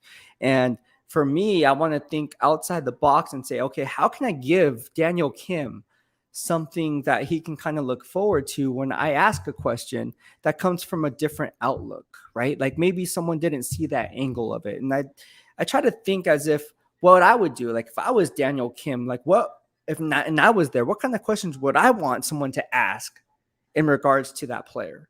And it can differ, it differs, right? So like I go on with a game plan, but I can, if the conversation's being thrown one in another direction, I have to call an audible and be quick on my feet to where I can kind of get back into the play like a cornerback, right? If I'm playing with outside leverage and I get beat inside, I have to kind of hit that second gear to get back on that play. How am I going to do it? What technique am I going to use to when the ball comes at the arrival point that I'm going to use my right hand or my left hand to make a play on the football because I know I'm in a trail position. So again, you always have to be on your toes and always have to have a plan B option because you never know going into an interview exactly what it's going to go because it doesn't go according as planned. It's just like when you get ready for a snap, not everything's going to go as planned. There might be a teammate who screws it up, right? Like, dude, you're supposed to block. What are you doing, man? Like I called out the line call. You're supposed to pick up that blitzing linebacker coming off the edge, bro. I didn't hear you. I couldn't hear you. What do you mean? I'm standing right next to you. You see it all the time. You see offensive linemen just going back to the huddle like, oh, but they're talking crap to each other. Patrick Graham says called let's see how wheel and deal before we judge. I like Patrick Graham. I think Patrick Graham's gonna be good. Lil Slon says I'm going to the home opener. It should be a home dub. Yeah, it should be. Let's see how that happens, man. Because I'm really eager to see how that plays out. Destiny Burnell says, love your content. Go Raiders. Thank you so much. And mahalo for the love, Destiny. I hope you're having fun on YouTube. YouTube is a fun platform. I just like it because it's the one platform where I can engage with all you guys. And also, I'm able to do it and also live stream on the other social media platforms as well. So it's really cool tool. I know YouTube's been trying to get me to come on more on YouTube because obviously I get these emails like, hey, this is how you could do this better. Or like, congratulations, you hit 3,000 subscribers. And it feels good. Like, honestly, baby steps, right? Like, I want this channel to grow and be 30,000 strong or be 240,000 strong, like my Facebook page, right? With the 49ers, there's 240, it's up to 240,000. So if my YouTube channel can even be half that at 100,000, I'd be happy with that. But again, just like with the Niners fan page, it took time. Like it was pulling teeth to get 5 people to freaking hit the like button on my fan page. It wasn't cool. It wasn't cool until I became a beat writer with the Niners. And it wasn't really cool then until I was named top Bay Area blogger by NBC Bay Area News back in 2013. Then all of a sudden it was cool. And then all of a sudden the likes started happening. But then I take that back. It was kind of growing before that because my predictions and analysis, I was hitting on that. So if you guys like predictions and analysis and getting the scores, right, or picking the over under, like I'm your guy. It doesn't matter what team I'm covering. Give me a freaking team. Give me a freaking game. Boom. I'll give it to you. What's the over under? Boom. Bam. That's what it is. Go with it. Roll with it. And let's see where it goes. Keep the beast receipts. Jan Power says, help the algorithm. Yeah, help the algorithm. I give it a thumbs up, man. Help the algorithm. My man JP has been in my corner since day one. He's an Arizona Cardinals fan. Found me here on YouTube, and we became good friends ever since. JP, I hope Kyler Murray's okay. I'm playing with you, man. But you got Hollywood Brown, though, man. You guys must be happy about that, even though isn't he out? Hollywood Brown coming out of Oklahoma, right? I say he was the best pick in my beast receipts. Say he's the best trade up option, or was it best trade up option or best trade down option? I think it was best trade down option, actually. I don't know, one of the two. It's on the beast receipts. I can't remember. That was like what, 2019, 2020, something like that. Raiders for Life says, I thought he had a no trade clause. Talking about Jimmy Garoppolo. Andrew Castro says, welcome to the dark side of beast. I like it. Oh, Mike says Royce Culla. Yeah, hey, Royce is my boy, dude. Now we're going back. Yeah, you're right. So I went to school with Royce in middle school. We went to Piedmont and then went to Independence together. No, we went to Piedmont, both Piedmonts. We went Piedmont Middle, Piedmont High. Yeah, those were the days. I think he actually went to Independence. Now I think I can't forget, but Piedmont Middle for sure. Yeah, Royce Culla. What is Royce Culla up to, man? Tell that guy I said hi. Tell him to hop on the YouTube live stream one of these days and give it a thumbs up. He's a Niner fan. He used to do the Deion Sanders dance. Oh, he went to Independence. How I know this is because we went to the championship game for football. And you know how PE, we have PE and we play football. Our team was the Giants. We were on the same team together. Refresh my memory. This is going way back. Anyways, we were undefeated going to the championship game. It was raining that day. There's puddles. Like by the way, we're not supposed to play freaking tackle football. We play tackle football, and I don't know why the coaches never got mad at us for doing it. I think they encouraged tackle football, but not encouraged it because technically you're not supposed to play tackle football during PE. Anyways, we were light people up. Like, it was freaking glorious. Like, I'm not going to sit here and lie and say I didn't get lit up because I got lit up like a Christmas tree too. I'm not afraid to say it. I got lit up by an offensive lineman before. Yes, it was a bad play on the second level. I got blindsided and I didn't see him coming on the backside because freaking, I think it was Royce who was playing safety with me on the back end, didn't freaking call out help and let me know that someone was going to crash through the freaking third level. Not even the second level, it was the third level. It was like out in the open. So I was out on an island, bro. And you just freaking pancaked me. Anyways, I got that dude back on the following play because I blindsided his butt. But and he went freaking flying, I don't know, 10, 15. No, I'm joking. It was at least a good 7 yards back, though, in the air before he landed. It was a big collision. The P coach said, okay, that's enough. You guys can't do it. I was like, man, that's football. That's controlled violence football. It wasn't a cheap shot, by the way. It was not a cheap shot. He caught the ball. I just laid him out. I waited for him to catch the ball, and I used my shoulder and just freaking went into his shoulder. And that was a big, big collision. It was a shoulder leverage tackle, by the way. High profile shoulder leverage tackle. You guys got to know what a shoulder leverage tackle is. It's great. Any team who teaches shoulder leverage tackling, you're doing things right because you're taking your head out of it, and that can help with the stingers. If he had a stinger, it's not fun. Sucks. But Anthony Burman says, why did you switch to the Raiders? Well, because I moved to Vegas, one. Another thing is I wanted a new team to cover.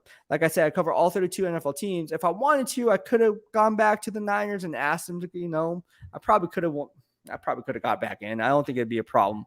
But the question remains to be seen. I was moving to Vegas anyways, and obviously the cost of living is a lot more financially beneficial for me. And so I was like, you know what? Like, I want to cover a different team too. So like, if I was going to cover a different team, it's not like I was going to move with the Pittsburgh Steelers because I covered Pittsburgh during COVID. for Sports Illustrated. So I wasn't going to move to Pittsburgh, although I did think about it. And so I was like, I'm not going to do that. So it's either I stay in the Bay Area, continue doing what I'm doing just like this from home, because I could, I've been doing it blind, or I can actually go to and cover another NFL team. And the Raiders always intrigued me because, one, like I said, I was a Raider fan at one point in time too. Growing up, when I was a Niner fan as well. Obviously, you guys know me as a diehard Niner fan, but I was also very well versed with the Las Vegas Oakland Raiders because they were right there in the Bay Area. So for me, there's no drop off in production because, again, a lot of my family and friends are Raiders fans. So it's just like a catch-22. Like, joining the dark side, why not? Like, at the end of the day, the opportunity for me was in Vegas. I mean, you talk about, again, we talk about over-unders. You talk about betting lines. You talk about all this. We can't do that in the Bay. You can do it in Vegas. So the opportunities are endless here in Vegas. And again, the food is phenomenal here, which, by the way, it's 9 o'clock. Everything's open here in Vegas. So that's one of the main reasons why I decided to join the Silver and Black, is because I wanted a new opportunity. And I thought that would just take my career to the next level, because at the end of the day, I'm not saying not covering the Niners is not a challenge, but I wanted a new challenge, if that makes sense. So all in all, covering the Silver and Black, making the move to Vegas and Henderson, and just having a support group that allows me to do it is really truly a blessing. So that's what I said. Just that's it. Yeah. Berserk says Raiders. Yeah. Sure says cutting weight is hard. Ask high school wrestlers. Well, you can ask me about cutting weight. It's very difficult.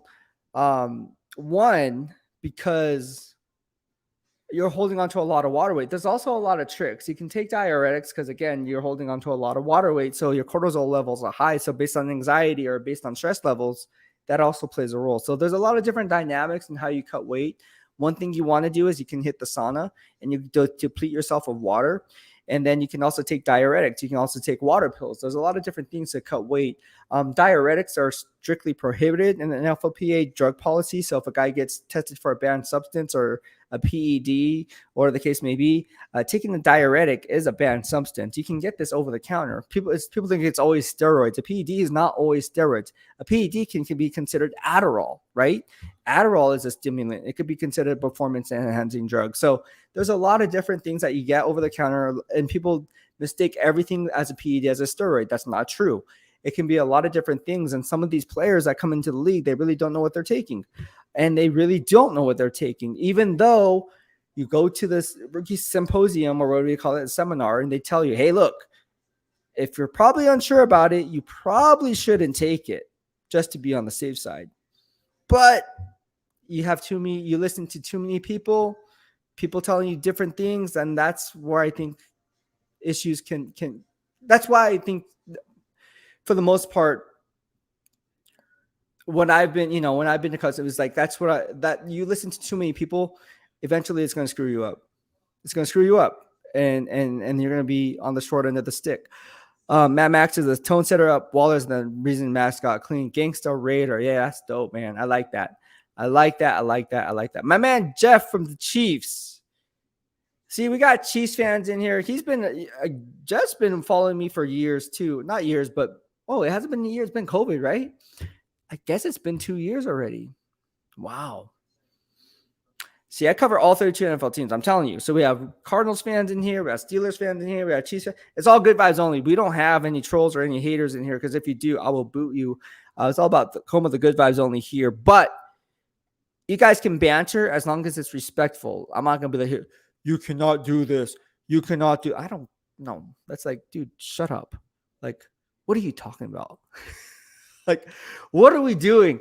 But be respectful. Everybody's entitled to their own opinion. Castro says, what do you think of the defensive unit? How do you think they will do during the season? Look, I talked about this on Raider Nation Radio. Patrick Graham is going to scheme things up with a lot of different formations, a lot of different looks from one week to the next. Simply, when I look around the NFL, you see guys like Keith Butler, right, with the Pittsburgh Steelers. When I graded him and how he ran his defense, would be a cover 3, cover 4 Sometimes they run a cover one a lot of times with Mika Fitzpatrick as a single high, but then they also drop him back, and maybe Terrell Edmonds would be the single high sometimes, even though he shouldn't be playing single high because doesn't have the range to do that. Different story. Anyways, a lot of different times you'll see mix and match defenses where it's kind of like you have what's called rules of engagement. A rules of engagement can be an offset coverage. Alabama and Nick Saban likes to use what's called a cover 7. A cover 7 is a defensive scheme where you have to be really have a strong high football IQ in order to play that respective cover shells, because based on the rules of engagement of how a receiver is running their split or coming off their stem, whether he goes inside or outside release, whether he goes high, whether he goes intermediate, whether he goes left or right, those rules of engagement will dictate where your assignment is on the fly. And that's just one side of the formation. So when you have these different rules of engagement on the back end and your defense, that Nate Hobbs talked about. He talks about rules in the transcript, rules of engagement, right? And I talked about this earlier. I talked about this months ago because, again, I do a lot of studying, not just in the NFL, but college too, because a lot of stuff that comes from college gets translated into the NFL at some point in time. We saw it with the Wildcat and saw it with the pistol formation with Colin Kaepernick and so forth. But Ronnie Brown with the Miami Dolphins, you guys get the picture. But where we're going with this is, you really have to understand what Patrick Graham is trying to do. He's trying to put his players in the best position to make plays. And at the end of the day, whether it be a 34 base or a 4-3 front or a 3-3-5 or a 4-2-5, he is going to be using these players in a game of chess and really putting pressure on the offense, who will be playing a game of checkers, because you will see lined up in the slot sometimes on Unique Robinson. And I talked about on Raider Nation Radio earlier today, where he's going to be screaming down off the edge like Mike Hilton did with the Pittsburgh Steelers, with Keith Butler's defense now with the Cincinnati Bengals, or K'Waun Williams, right, with Robert Saleh, who's now with the Denver Broncos, right? So you're going to see these guys, or Chauncey Gardner-Johnson, who was just traded from New Orleans Saints to the Philadelphia Eagles, even though he's not a slot cornerback. Again, check out the Beast receipts. What I say him coming out. Said he should have been what? He could play free safety, strong safety, slot cornerback, boundary cornerback, doesn't matter. How are they going to use him? The Saints used him as what? A slot cornerback a lot of the times. Played him, lined him up in the slot, and he could be an extra box defender and also blitz off the edge. So you're going to see that same dynamic, whoever lines up in the slot, whether it be Amik Robertson, whether it be Nate Hobbs, and so forth. So you can see a different variation of combinations. On top of that, based on the trio of wide receivers within the division, because again, in order to formulate this analysis, you have to look at the dynamics within the division in order to really formulate this analysis that I'm putting forward. You got Keenan Allen, Mike Williams, right? These are big-bodied wide receivers, but they're not necessarily how do I say this? Not necessarily like the fastest. They're not like the Tyron Johnson guys, right?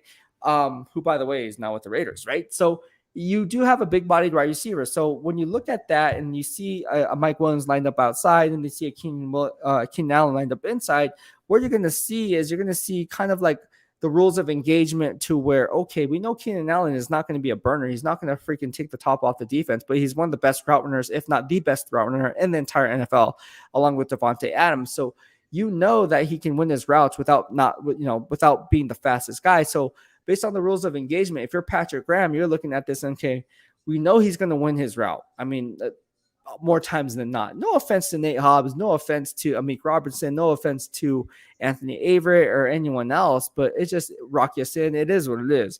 Keenan Allen is a mismatch for any one of those cornerbacks one-on-one. So how do the rules of engagement apply to where you can kind of leverage your split, but then also have inside help if need be? It can't be a simple cover 3 shell because, Justin Herbert's going to eat that up alive. Oh, cover 3, 4 underneath defenders. Okay, I know what to do with this. This is simple. I've seen this time and time again. Oh, okay, it's a cover 2 because those corners are playing press coverage. Okay, cool story. I'm just going to freaking throw in that mid to second level because I know that safety can't get there in time, and then we're off and running outside the numbers. Same exact things apply. Okay, if you're going to take away that, then I'm just going to throw it to my tight end down the seams. So there's a lot of different rules of engagement there. And at the end of the day, it's not as easy as when people say, oh man, like Patrick Graham is a horrible DC. It's like, dude, like, what are you talking about? Patrick Graham is like, in my estimation, he's one of the smartest defensive coordinators because you can see how he's kind of you can tell in the preseason how these defensive linemen are playing their pre-snap splits and their techniques, and then looking at the boundary cornerbacks and what they're teaching in practice. Again, I post all the practice videos up for you guys. So if you coached football like I did, you can kind of see exactly what's going on. Like, you can't paint a clear picture and just be like, I wonder what they're going to do on game day. It's like, nah, man, like, look what they're doing. Like, why don't you watch freaking practice? You're there. Why don't you watch it? Right? Like, that's why I'm there. So I watch practice. Like, my job is to watch practice. So again, I'm your eyes and ears. So that's what I said. Like, when I watch practice, I try to look for things that maybe someone else doesn't see, because I'm seeing it from a different lens. And again, it doesn't make it better. It doesn't make it worse. It's just different. And so I try to provide that. And then on game days, I already know going into it, because of all the homework that I've done on not just the Raiders, but the opponent too, right? You got to, if you're going to say, oh yeah, I think you should take the under on 44.5. Well, you can't just say that, because there's two freaking teams that you're freaking analyzing. And so you better know what the other team is going to be doing. You better know that Rashawn Slater and Matt Filer and Corey Linsley, you better know who these guys are, right? Corey Linsley coming from who? The Green Bay Packers, right? All right, cool story, bro. Okay, what about Matt Filer? Well, did you know that he played tackle with the Pittsburgh Steelers and then kicked inside the guard? Did you know that? All right, so you got to know exactly what kind of personnel you're dealing with on a day-to-day basis, because if you don't, you can't just freaking throw out freaking numbers and think you're going to get away with it. It's not going to work. You're going to lose. You have to do the homework. There is no shortcuts in this game that we call life. SVT Vasquez, you think the Eagles are a sneaky top-tier team this year? I think they're doing the right things. I think GM Howie Roseman has his team trending in the right direction. Look, they have Fletcher Cox, Javon Hargrave, who they got 2 years ago from the Pittsburgh Steelers, and then who replaced him at nose tackle? It had to be Tyson Alualu, who played really well. And you saw the game of musical chairs there, now with Stephon Tuitt retiring. But they still have Chris Wormley, who they traded with the Baltimore Ravens. But getting up to the Philadelphia Eagles, yes, they still have Brandon Graham. They still have a top defensive line up front. I like the addition of Chauncey Gardner-Johnson. I really think that he's going to be doing wonders on the back end. Now, the offensive line is set. They also have, obviously, they have these guys up front that can really just, I don't know, Jason Kelce, they just find a way to freaking get it done, man, at the end of the day. Jalen Hurts, I mean, he's a fantasy stud right now. He's hot. People are asking me. I got a question in my DM today. Who should I draft? Lamar Jackson for the Baltimore Ravens, or Jalen Hurts? I literally got that question earlier today. I'm like, man, it's going to be tough, man, because if you Devontae Smith, oh my God, are you kidding me? Then they trade Jalen Reagor, right? I mean, they're making some power play moves. Holla at your boy, Jalen Reagor, a former first-round pick out of TCU. How do I know that's off the top of my head? Who else came out of TCU? Oh, let's go back to the draft of, what was it, 2014? Which cornerback was it that was a, what do you call it, Horn Frog? Is that what was that TCU, Horn Frog? That what LT came from? Who, by the way, killed San Diego State in their homecoming. Always remember that. Or was it Maurice Jones-Drew? One of those two. I think it was MJD. But, yeah, you had Jason Verrett coming out of TCU. I think it was 2014. Gosh, man, like these TCU guys, man. They have some ballers at TCU. 21 Rage says, what's your confidence level with our O-line? I don't know. Not very confident. What position do you think needs addressing after our current moves? Some people in the nation are calling for Tyree Phillips. Thoughts about him and for our team? I believe he was picked up by the Giants, man. I think Tyree Phillips, if I'm not mistaken, was picked up. I think he was picked up. I think he was claimed by the Giants. Let me just double check on that for you guys right now, because I'm getting a lot of questions on that. He was claimed by the New York Giants already. So he's already off the waiver wire. So there's no way that Tyree Phillips can make his way to Las Vegas, because he was claimed by the New York Giants. Daniel Kim says, what would love to hear a scout's perspective. Well, on Tyree Phillips, well, there is none, because he's not available. But if he was, I think he's okay. I don't think he's anything like, oh my God. See, the thing is, I think Raider Nation are hitting the panic button. And again, in order to formulate the analysis on why a guy should come here outside of being a physical NFL traded interior offensive lineman or offensive tackle or interior guard or offensive center, whatever the case may be, you have to understand that does he fit the cultural dynamic of what GM Dave Ziegler and Coach McDaniels are trying to do here? Because if you're going to bring in a guy and he has a skill set but doesn't fit the cultural identity of what they're trying to do, that's just a wasted roster spot.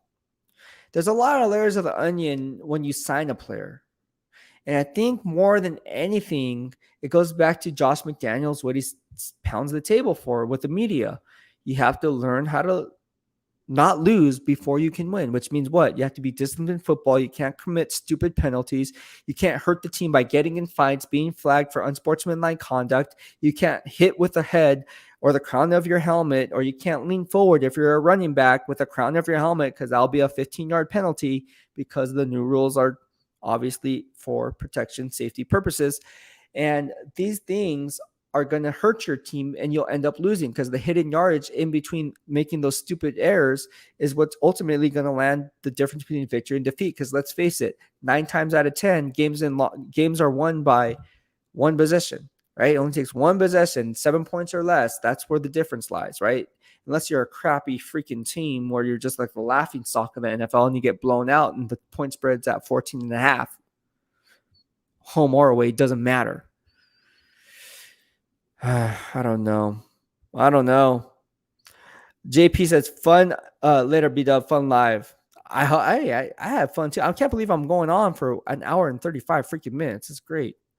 No wonder I'm thirsty. Maybe I need some drink. I was like, man, I'm going off. I hadn't got one sip of drink yet. One sip of drink. That's one sip of water. One sip of drink. Yeah, there's drink in here. No, this is water.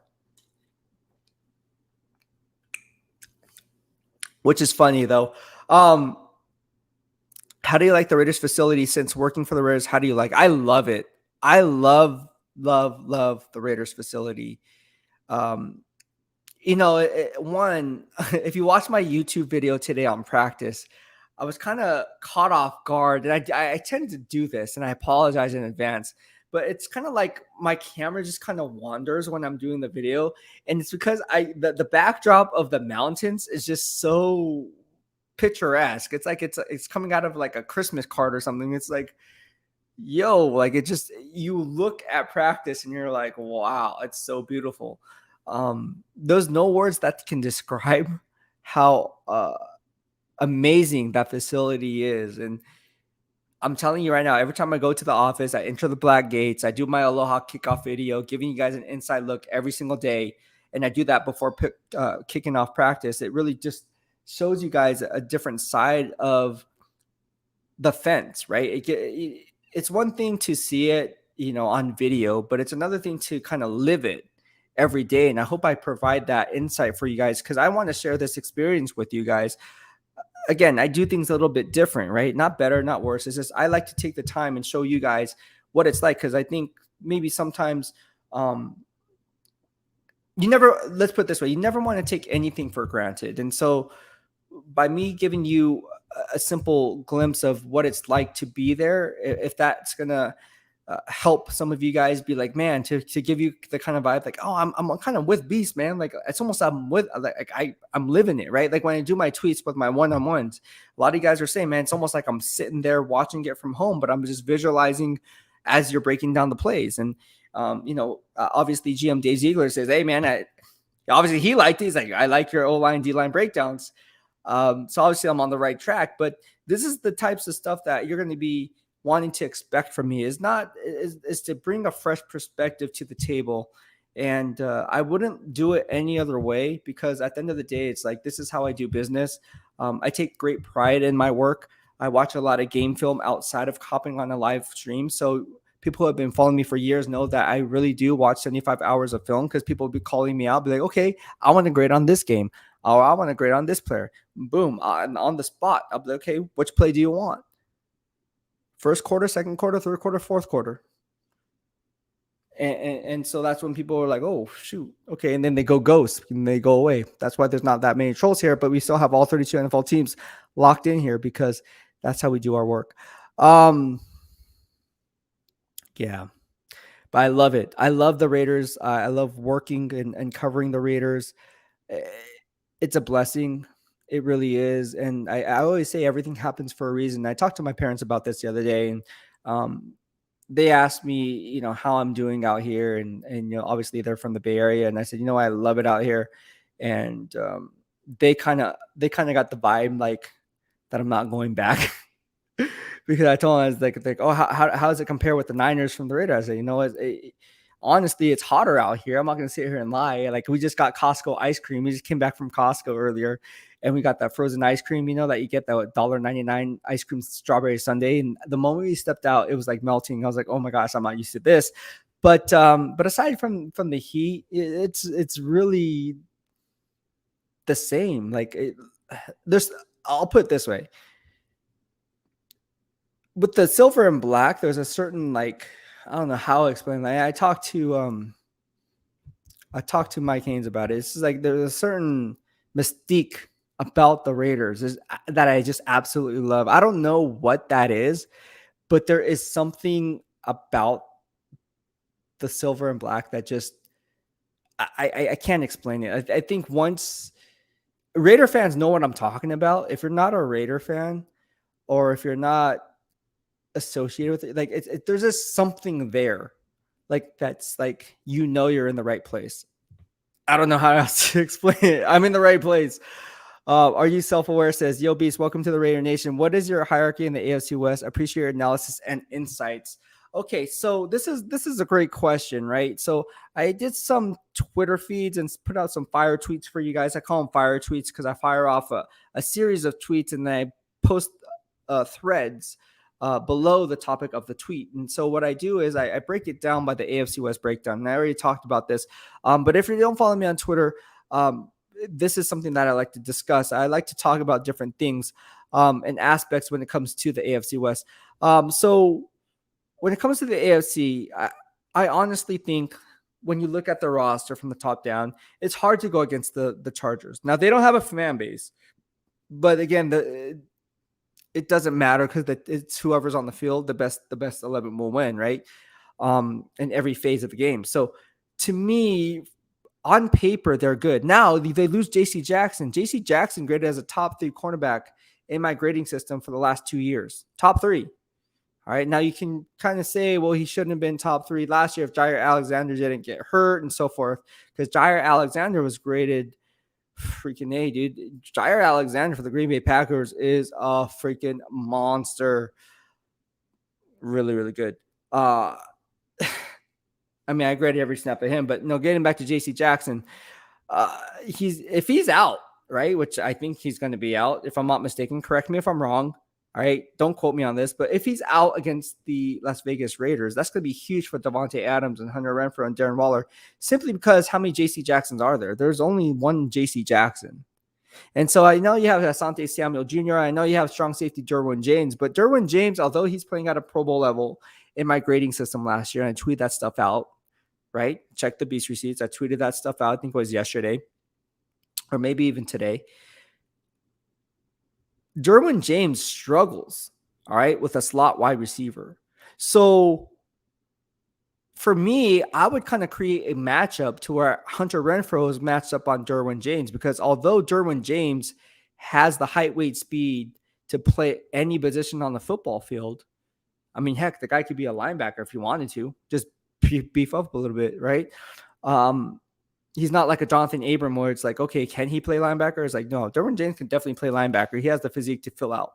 But when it comes to going against a slot wide receiver, I would kind of create a mismatch for Hunter Renfrow, man. I'd be like, that's a mismatch. That's a Hunter Renfrow can eat that all day long. Because for me, what I see in Derwin James is he doesn't have the fluid hips to stay stride for stride with a speedy slot wide receiver in my grading system. And it shows up time and time again. So if I see it, I'm sure Coach Josh McDaniels sees it.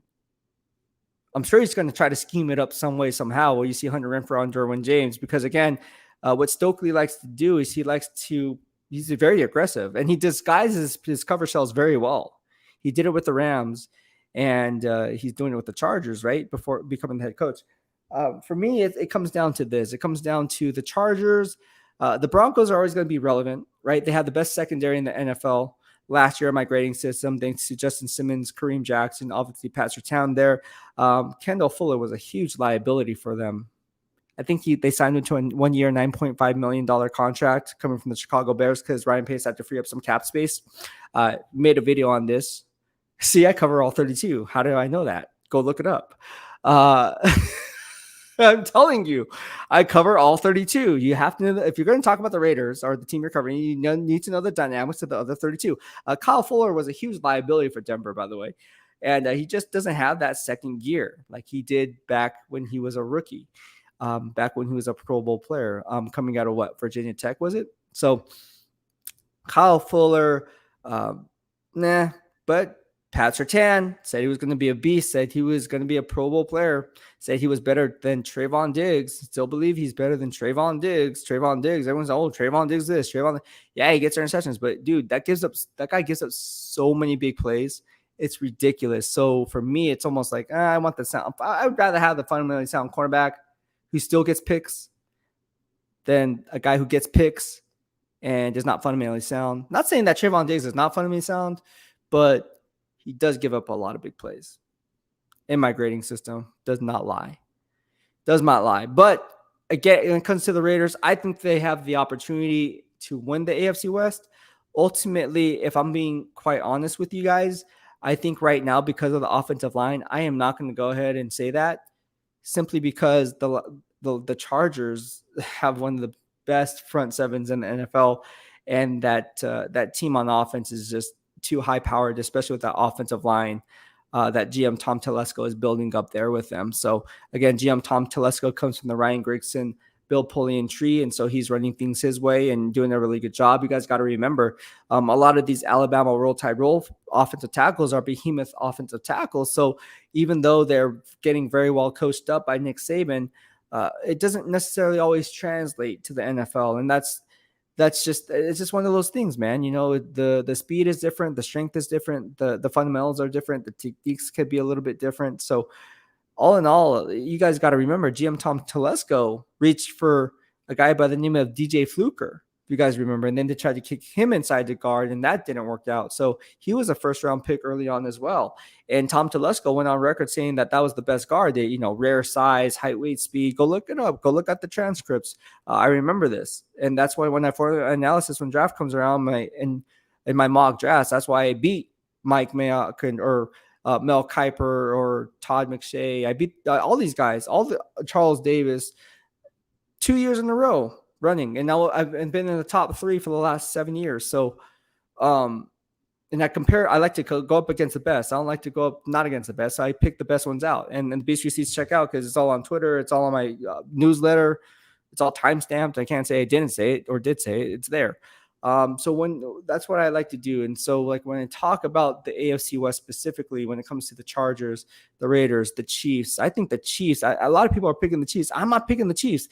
You lose Tyrann Mathieu, that's a huge blow to the team. Tyrann Mathieu is the heart and soul of the defense. It's not Frank Clark. It's not Chris Jones. Don't get it twisted. It is Tyrann Mathieu. You lose the Honey Badger. I'm sorry. Did you see what happened last year? Daniel Sorensen struggled, right? At safety over the years. Juan Thornhill is good coming out of Virginia. I liked him coming out of Virginia. Don't get me wrong. I still think he could be a good. But is he a tyrant? No. Can you disguise cover shells with him? Maybe. But is he going to be the heart and soul of the back end of the defense? No. Tyrann Mathieu was graded number one in my grading system. Free safety, strong safety, don't matter. Out of all safeties in the NFL. Number one, Tyrann Mathieu. And he likes my stuff. And he likes my grading system, probably because I picked him number one. No, it's probably because I called him out, or called PFF out, I should say. When they graded Tyrann Mathieu, ranked like 50. I put it up there. It was like they ranked him like 52nd out of like 100, or it was something ridiculous. I will retweet it. And now I'm like, nah, man. In my grading system, Tyrann Mathieu was ranked number one. And then 2 weeks later, he was a first-team All-Pro. So everyone who thinks – and PFF does a great job. I'm not saying PFF does not do a great job. There's a reason why everyone, including myself, I compare myself to PFF. Man, that's the standard, bro. They do a great job. But it's not the end-all be-all. And that's why I formulated my own grading system, because I was like, I'm not so sure on PFF anymore. That's why I have my own grading system. I don't rely on PFF because at the end of the day, I have my own algorithm. I have my own grading system, and the Beast receipts check out based on the analysis and predictions. So I'm gonna just roll with it and keep rolling with it, and no drop off in production since. So yeah.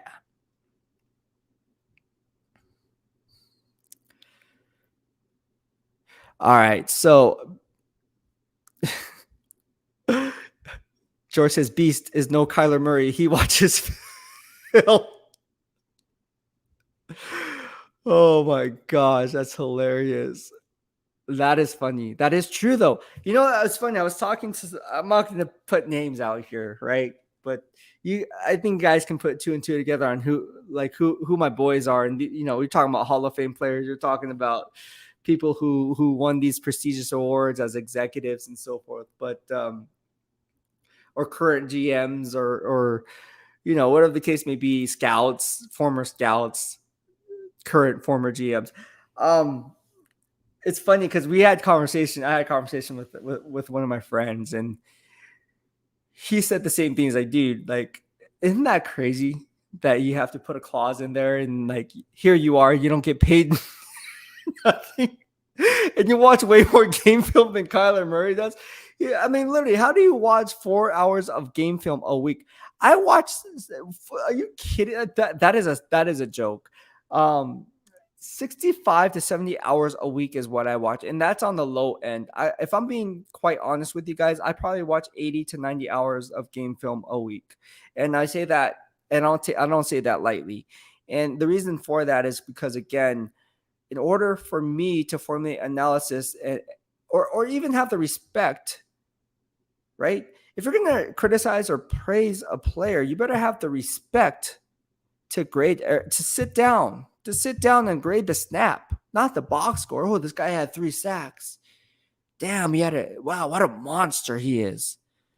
Oh, well, it's like, nah, man, Aaron Donald created pressure on 2 of those. That was all Aaron Donald. Sebastian Joseph Day just mopped up those sacks. Which, by the way, I think Sebastian Joseph Day is now on the Chargers, if I'm not mistaken. Let me look it up. I got to get this right because someone's going to be like, nah, man, Beast, you got it wrong. I think so. Sebastian Joseph Day is on the Chargers, but he's on the Chargers. See, I'm telling you guys, test me. It's funny though, because I do get, by the way, I'm a little bit dyslexic, FYI, not joking. So I do get names backwards, like what the Raiders tackle, Jackson, Barton Jackson, right? Or yeah, Barton Jackson Barton, right? So I do get that name mixed up a little bit because I am dyslexic. So I apologize in advance if I get things switched.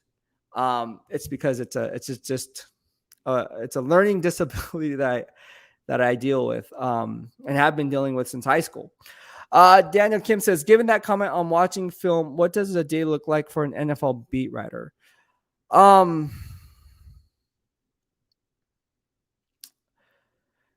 Well, I guess given that comment on watching film, what does a day look like for an NFL beat writer? It varies. But when I watch, so basically how I wake up, I watch film. I go to the get my notes, go to the office, get ready, maybe put up a Aloha kickoff video. Practice starts. Put up videos for you guys on YouTube. That's my number one social media platform that I use is on YouTube. So be sure to subscribe, give it a like, tell all your friends and family if they're a Raider Nation and they want inside scoop from Raiders headquarters, want practice videos, you're going to get it firsthand on YouTube, on my YouTube channel. But first and foremost, that's what I do. I try to put out as much information as I can for all of you guys. First and foremost, that's the most important thing for me. And then I can come back to what I need to get done on the back end. So the front end stuff, and again, that's I said, I'm the videographer, I'm the photo editor, I am the guy who edits my description boxes, I'm the guy who has to make sure the live streams, I'm the lighting guy, sound guy, everything. But news anchor, right? Sports reporter, insider analyst. I do it all. That's why they call me BEASTwriter. But while covering all 32 NFL teams. aside from giving you guys all the inside scoop on the YouTube videos, then what I do is I format my analysis, because then we have player interviews coming up. So then I have to backtrack while that's working on the front end. Those videos are loading. I'm on my phone, I'm on my computer, just trying to make sure that everything's streamlined perfectly. And then I get my questions ready, so then I can put those up for you guys after asking the question, or questions that I feel are good value. I shouldn't say good value, but quick hitters, I like to call them. I like to call these little tidbits quick hitters. And so questions like, for instance, like, I don't know, common question, like if Coach McDaniels is on the podium and someone says, "Hey, what's going on with Darren Waller?" I'm going to want to record that, right? So and post that up for you guys, because that's definitely, I would want to know what's going on with Darren Waller. Wouldn't you guys want to? I still want to know what's going on with Darren Waller. I don't know what's going on with Darren Waller. So I'll post those videos up, and I like to do it quick hitters because, again, I know you guys time is limited, so I try to dissect it as much as possible. But again, that takes a lot of editing. Like, there's a lot of editing that goes into these videos, and so my phone dies half the time, because then I'm getting notifications and I'm responding to you guys on Twitter, on YouTube, on Facebook. So you guys know what I'm talking about, because I'm responding to all you guys. And so it's just one of those things where it's just kind of, I love doing it. It's a grind, but I wouldn't want it any other way. Dre the Great says Beast is better than PFF. Thank you so much, man. I appreciate it, man. Hey, like I said, man, everybody has their cup of tea. My cup of tea is, how I know I'm getting the respect is when the Cam Haywards, the Tyrann Matthews, the guys who are the greatest positional players on the unit, they like my grading system. They literally like my grading system. And so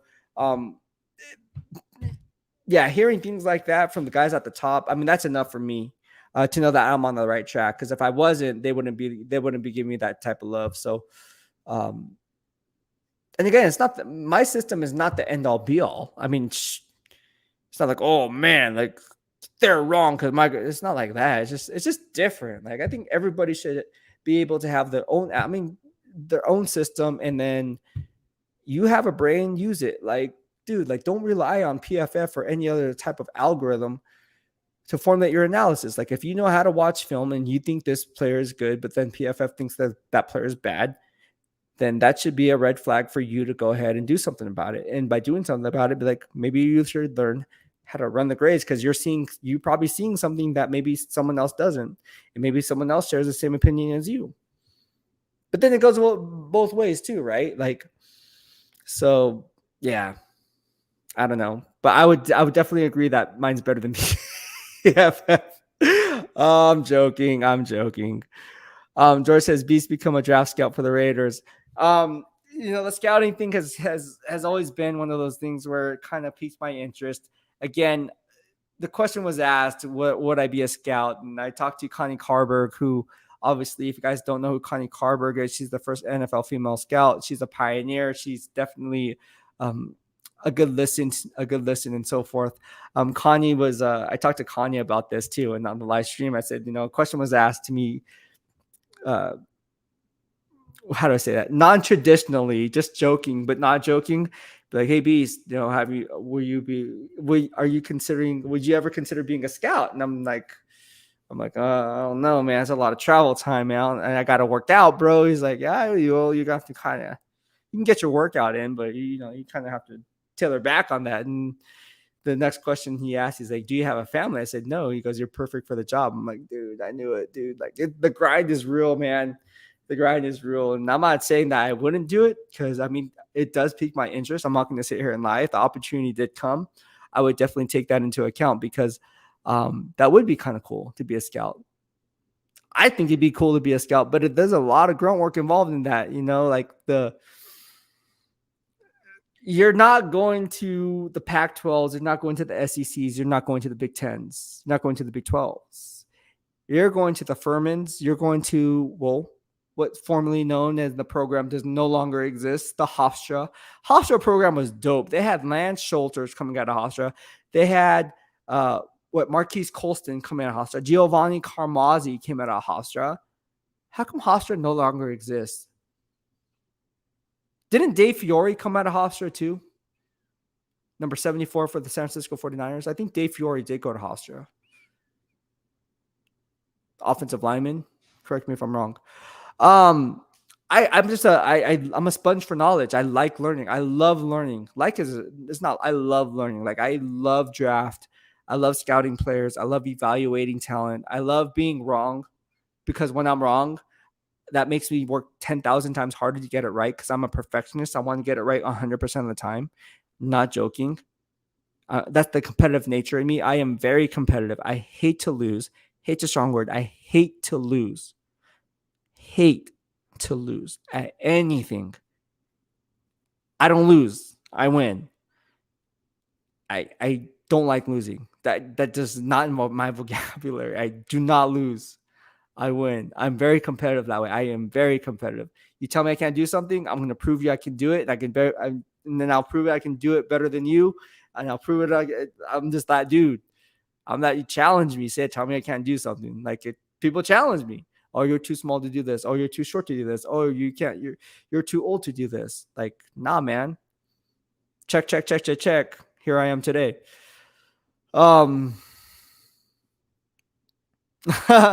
Carlos Vasquez says, would you switch it to the Dark Rider? That's cool. Dark Rider. I haven't thought of that. I was given the name Beast Rider because we're known as beat riders with the 49ers. And how that nickname came about, where people would call me Beast, was, well, one, because I bodybuild. So for EVOGEN, I'm an EVOGEN athlete, right? And so they used to call me Beast, but then obviously we're EVOGEN athletes and we have discount codes. And so EVOGEN gave me the nickname EVOBEAST.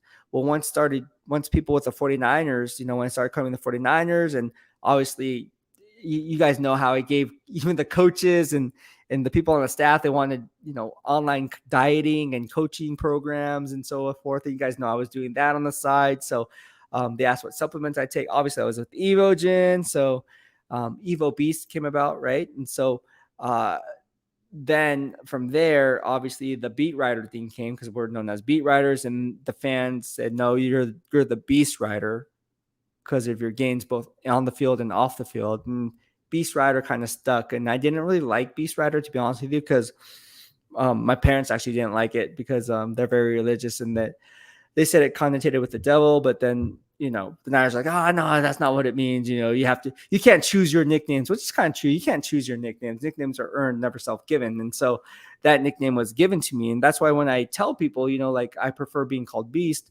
there's a backstory to it. It's not just, it's like Zeus, right? Being called Zeus instead of Zamir, right? There's a certain backstory and a certain respect factor, I think, that goes into it. And so I think what people don't understand, if you were never given a nickname like that, then you would probably go into it thinking like, oh man, like this guy's full of himself. But at the end of the day, there is a backstory to it. There's a lot that goes into it. Like I'm sponsored by Busy Fit Meals, so I was known as Busy Beast, EVOGEN, EVOBEAST, right?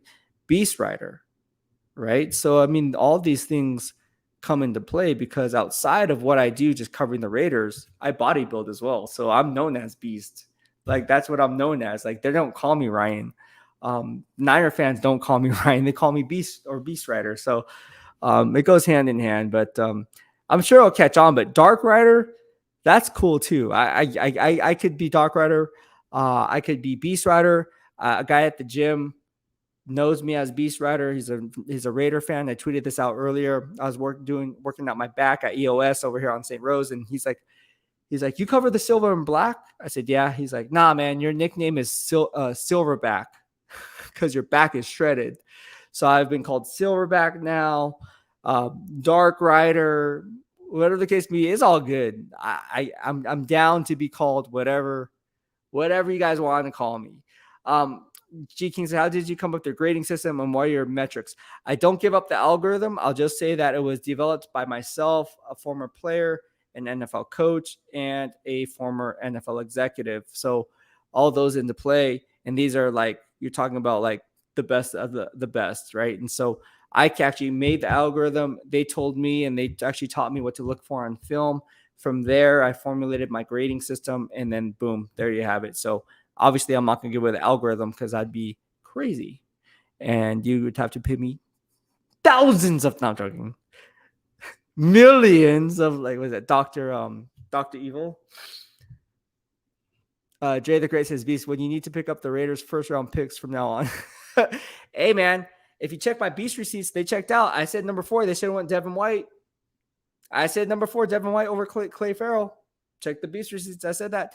I also said that Damon Arnett was the worst pick of round 1. Check the Beast receipts. It's all in there, man. It's all in there. I said Alex Leatherwood was also a reach in round 1. Clay Farrell was obviously a reach in round 1. If you really want to know what I had to say, I'm interested to see. I will retweet those picks of round 1. I did say Josh Jacobs should be picked at number 24, which he was. Let me just go right now then. Let's do it right now. We'll look right now. We'll see what I had to say about the Raiders draft dating back to 2019. Let's see. Damon Arnett was drafted in 2019, right? So I'll tweet this stuff in real time.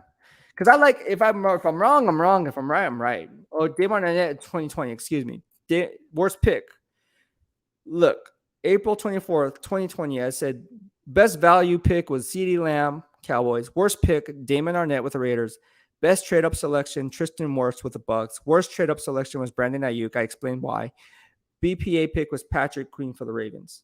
Not bad. Not bad. Right? My draft crush, you guys know who my draft crush was? Justin Jefferson. Pre-draft analysis, guys. I said this guy's going to be the real deal. Dre says, become a scout later because then we would never hear from you. That is true. I'd have to go off the grid. I'd have to release all my social media. I'd have to do all that jazz. And yeah, you would never hear. Oh, you would see me on NFL Network probably in the background because I'd be at the pro days. Actually, no, you probably wouldn't see me on NFL Network because I probably would be like watching a low-level Samford guy. Not Stanford, Samford. I'm talking about these low-level, someone from the blue sky. But then again, from the blue sky, you can pick up a guy like Cooper Kupp, right? From Eastern Washington or whatever, Western Michigan. These are the schools that you're going, Western Kentucky. Like, yeah, man, like I love it. And that's what you're going to be doing. Like if you're a low-level scout, that's the fun part is your ability to find the diamond in the rough. These players where you're like doing your due diligence, not just on field, but then cross-checking with people who actually know them internally. Will it be faculty? Will it be the freaking equipment manager? Will it be their teachers, the professors, their high school counselors, right? You have to do all that legwork and then come back with a report. Hey, look, this is what I've been told. This is what I've been told about him. Yeah, of course the coach is going to say good things about him because you got to sift through the smoke, bro, and then formulate that analysis so you can give the GM strong information. How do you do that? Build strong rapport with whoever it is you're dealing with. And again, how do you do that? You have to gain their trust by having integrity, trust, loyalty, honor, unity, and respect. Again, if you have those 6 ideals, I told you guys, people are asking me, how do you break into the industry? You have to have integrity. Have to be trustworthy, have to be loyal. These are things that you look for or that I look for. Daniel King says, honestly, as I stayed listening and watching your stuff over the last few months, love the content and insight. It's a deeper perspective that helps me enjoy Raiders and football even more. Thank you so much, Daniel. I appreciate that, man. It's as much fun for me as it is for all of you guys because, again, I enjoy the challenge of people from the Bay Area who still follow me and they're kind of piquing their interest. Like, man, like he did it with the Niners. I wonder if he can do it with the Raiders. And here I am, and I'm actually doing it. And so again, like I said, I didn't get here alone. Like I'm a one-man show doing this, but I didn't get here by myself. It was a lot of people who actually vouched for me to be here today. And a lot of people who had faith in me and gave me the opportunity and extended that helping hand in me being here today. So you're never truly alone in this fight for whatever it is you're trying to accomplish, because at the end of the day, you do need a strong support group. And the moment you lose that gratitude for how you got to where you are, I think that's where you're going to have a downfall, because people sometimes take for granted the position that they're in. And once it's taken away from you, like in your job setting, like I remember and I was an insurance agent prior to this, right? Prior to covering the Raiders, and so or the Niners, excuse me. And so I had my own agency in Campbell, insurance agency, and I was about to be Diamond certified, right? Diamond certified means like you're basically like you're good at your job, right? And so you're honest, and I was like, oh, okay, well, I'm actually selling my agency because I'm covering the Niners. But where am I going with this? Basically, what I'm trying to say is like, I don't even know where I'm going with this because I'm thinking about the insurance agency. Like, damn, that was a long time ago. That was back in 2014. Back in 2014, I had that. I also was coaching at Stratford football and basketball, and then also covering the 49ers as a beat writer, and then bodybuilding on top of that. That's 5 things I was doing. I don't know how I did it looking back. Your boy is crazy. That's one word that people describe me. If they did describe me in one word, it's crazy because I am such a like go-getter. Like, I don't know. I don't know how to explain it. I'm wired weird. Beast is wired weird. He's crazy. I am. I'm serious. One word to describe me. I remember I put this up on my Facebook status one time. I said, describe me in one word. Everyone said crazy. Like, you're just crazy. Like, why do you do that to yourself? You're crazy. That's crazy. That's crazy. Crazy. Some people say nice, but then the majority is crazy. George, you have to go, says you have to go dark mode top secret as a as a scout. I'll be incognito. I'll be like dressed up in a Russell sweatshirt, like no affiliation on my clothing, no EVOGEN, no Raider stuff. I'll just walk in like this.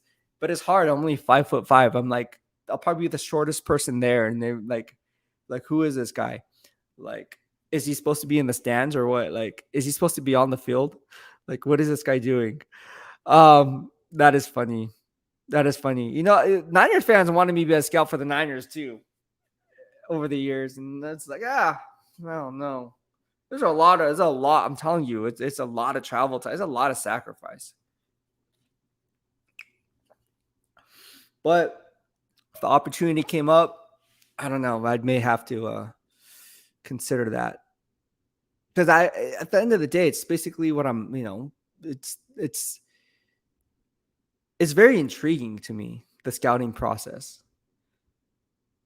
Dre the Great says, Beast, we need you to collab with Raider content creators. I'm down to do that. I am supposed to, I do collab with Sanji. I know who else? Someone else reached out to me. Let me look on my DMs.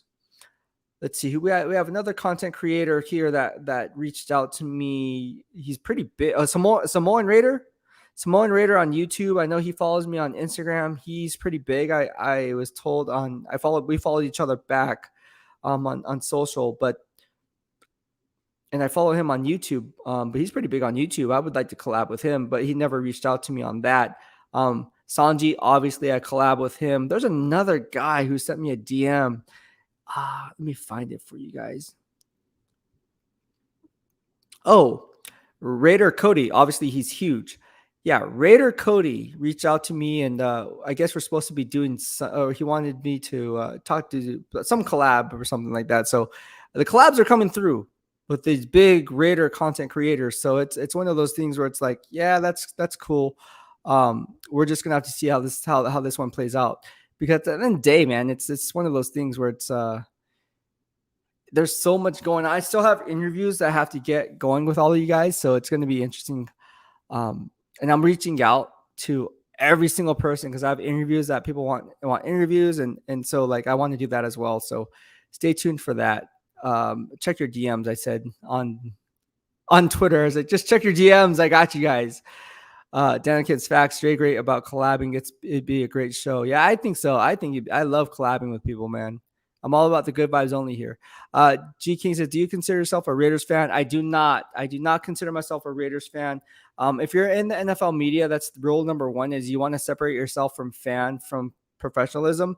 I'm not saying you can't be professional in your job and not be a fan. I'm just saying for me, I'm only speaking for myself. Like I have to separate myself from the fan perspective because you guys want honest feedback. But then again, I wouldn't do it any different. Like when I was a Niner fan, I didn't expect the Niners to go 16-0 or 17-0 every year. That's stupid. Or go to the playoffs every single year when they had during those Mike Singletary years or when they had Jim Tom Tula. I was like, no, that's not going to happen.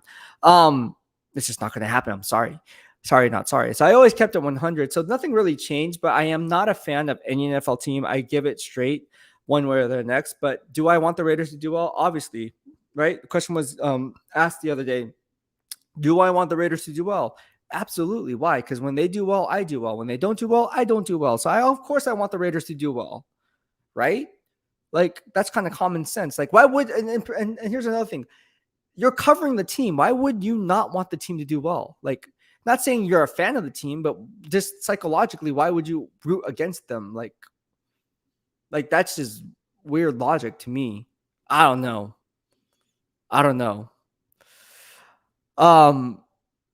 I just think that's weird. Daniel Kids, you're officially a part of the Raider Nation content creator world. The sex bots have invaded chat. I know I saw that. They always do that. And it's like, what are they doing? Like, so I just had to block. I keep telling YouTube that this is going on. But yeah, no. Do you manscape? I do not manscape. You might need some live moderators for this reason. Yeah, I do. I think I do need there's supposed to be my guy Jeff was supposed to be on there. I told him to watch out for this and he didn't. So maybe I'll have to add you as a moderator, Daniel Kim. Daniel Kim, reach out to me. I'm going to add you as a moderator because we need that. I live with you, Chichan. I wish you the best of luck and success. I hope you reach 4K subscribers. Thank you so much. I appreciate it. Dre the Facts says facts. And CJ Sports Talk channel says, I love your tattoos.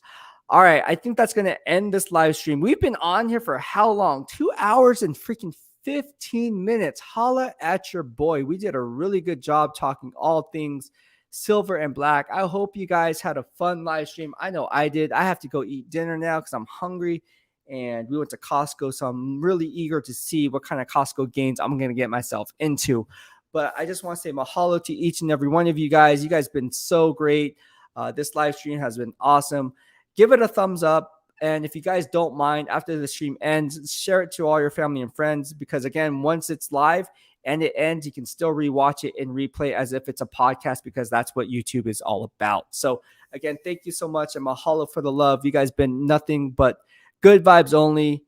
And I can't explain to you guys how awesome this has been. This journey has been for me. It's been one of those things where I really, really just look at it and be like, every day I wake up, I'm like, wow, I'm really doing this. So thank you so much, everyone, for tuning in. Be sure to hop on tomorrow's Pick Six segment. I'll be back here doing another Pick Six Q&A live stream. So get your questions ready and we'll keep it hot here in the dark side of BEASTwriter. Thank you so much for tuning in. Have a good night. BEASTwriter out.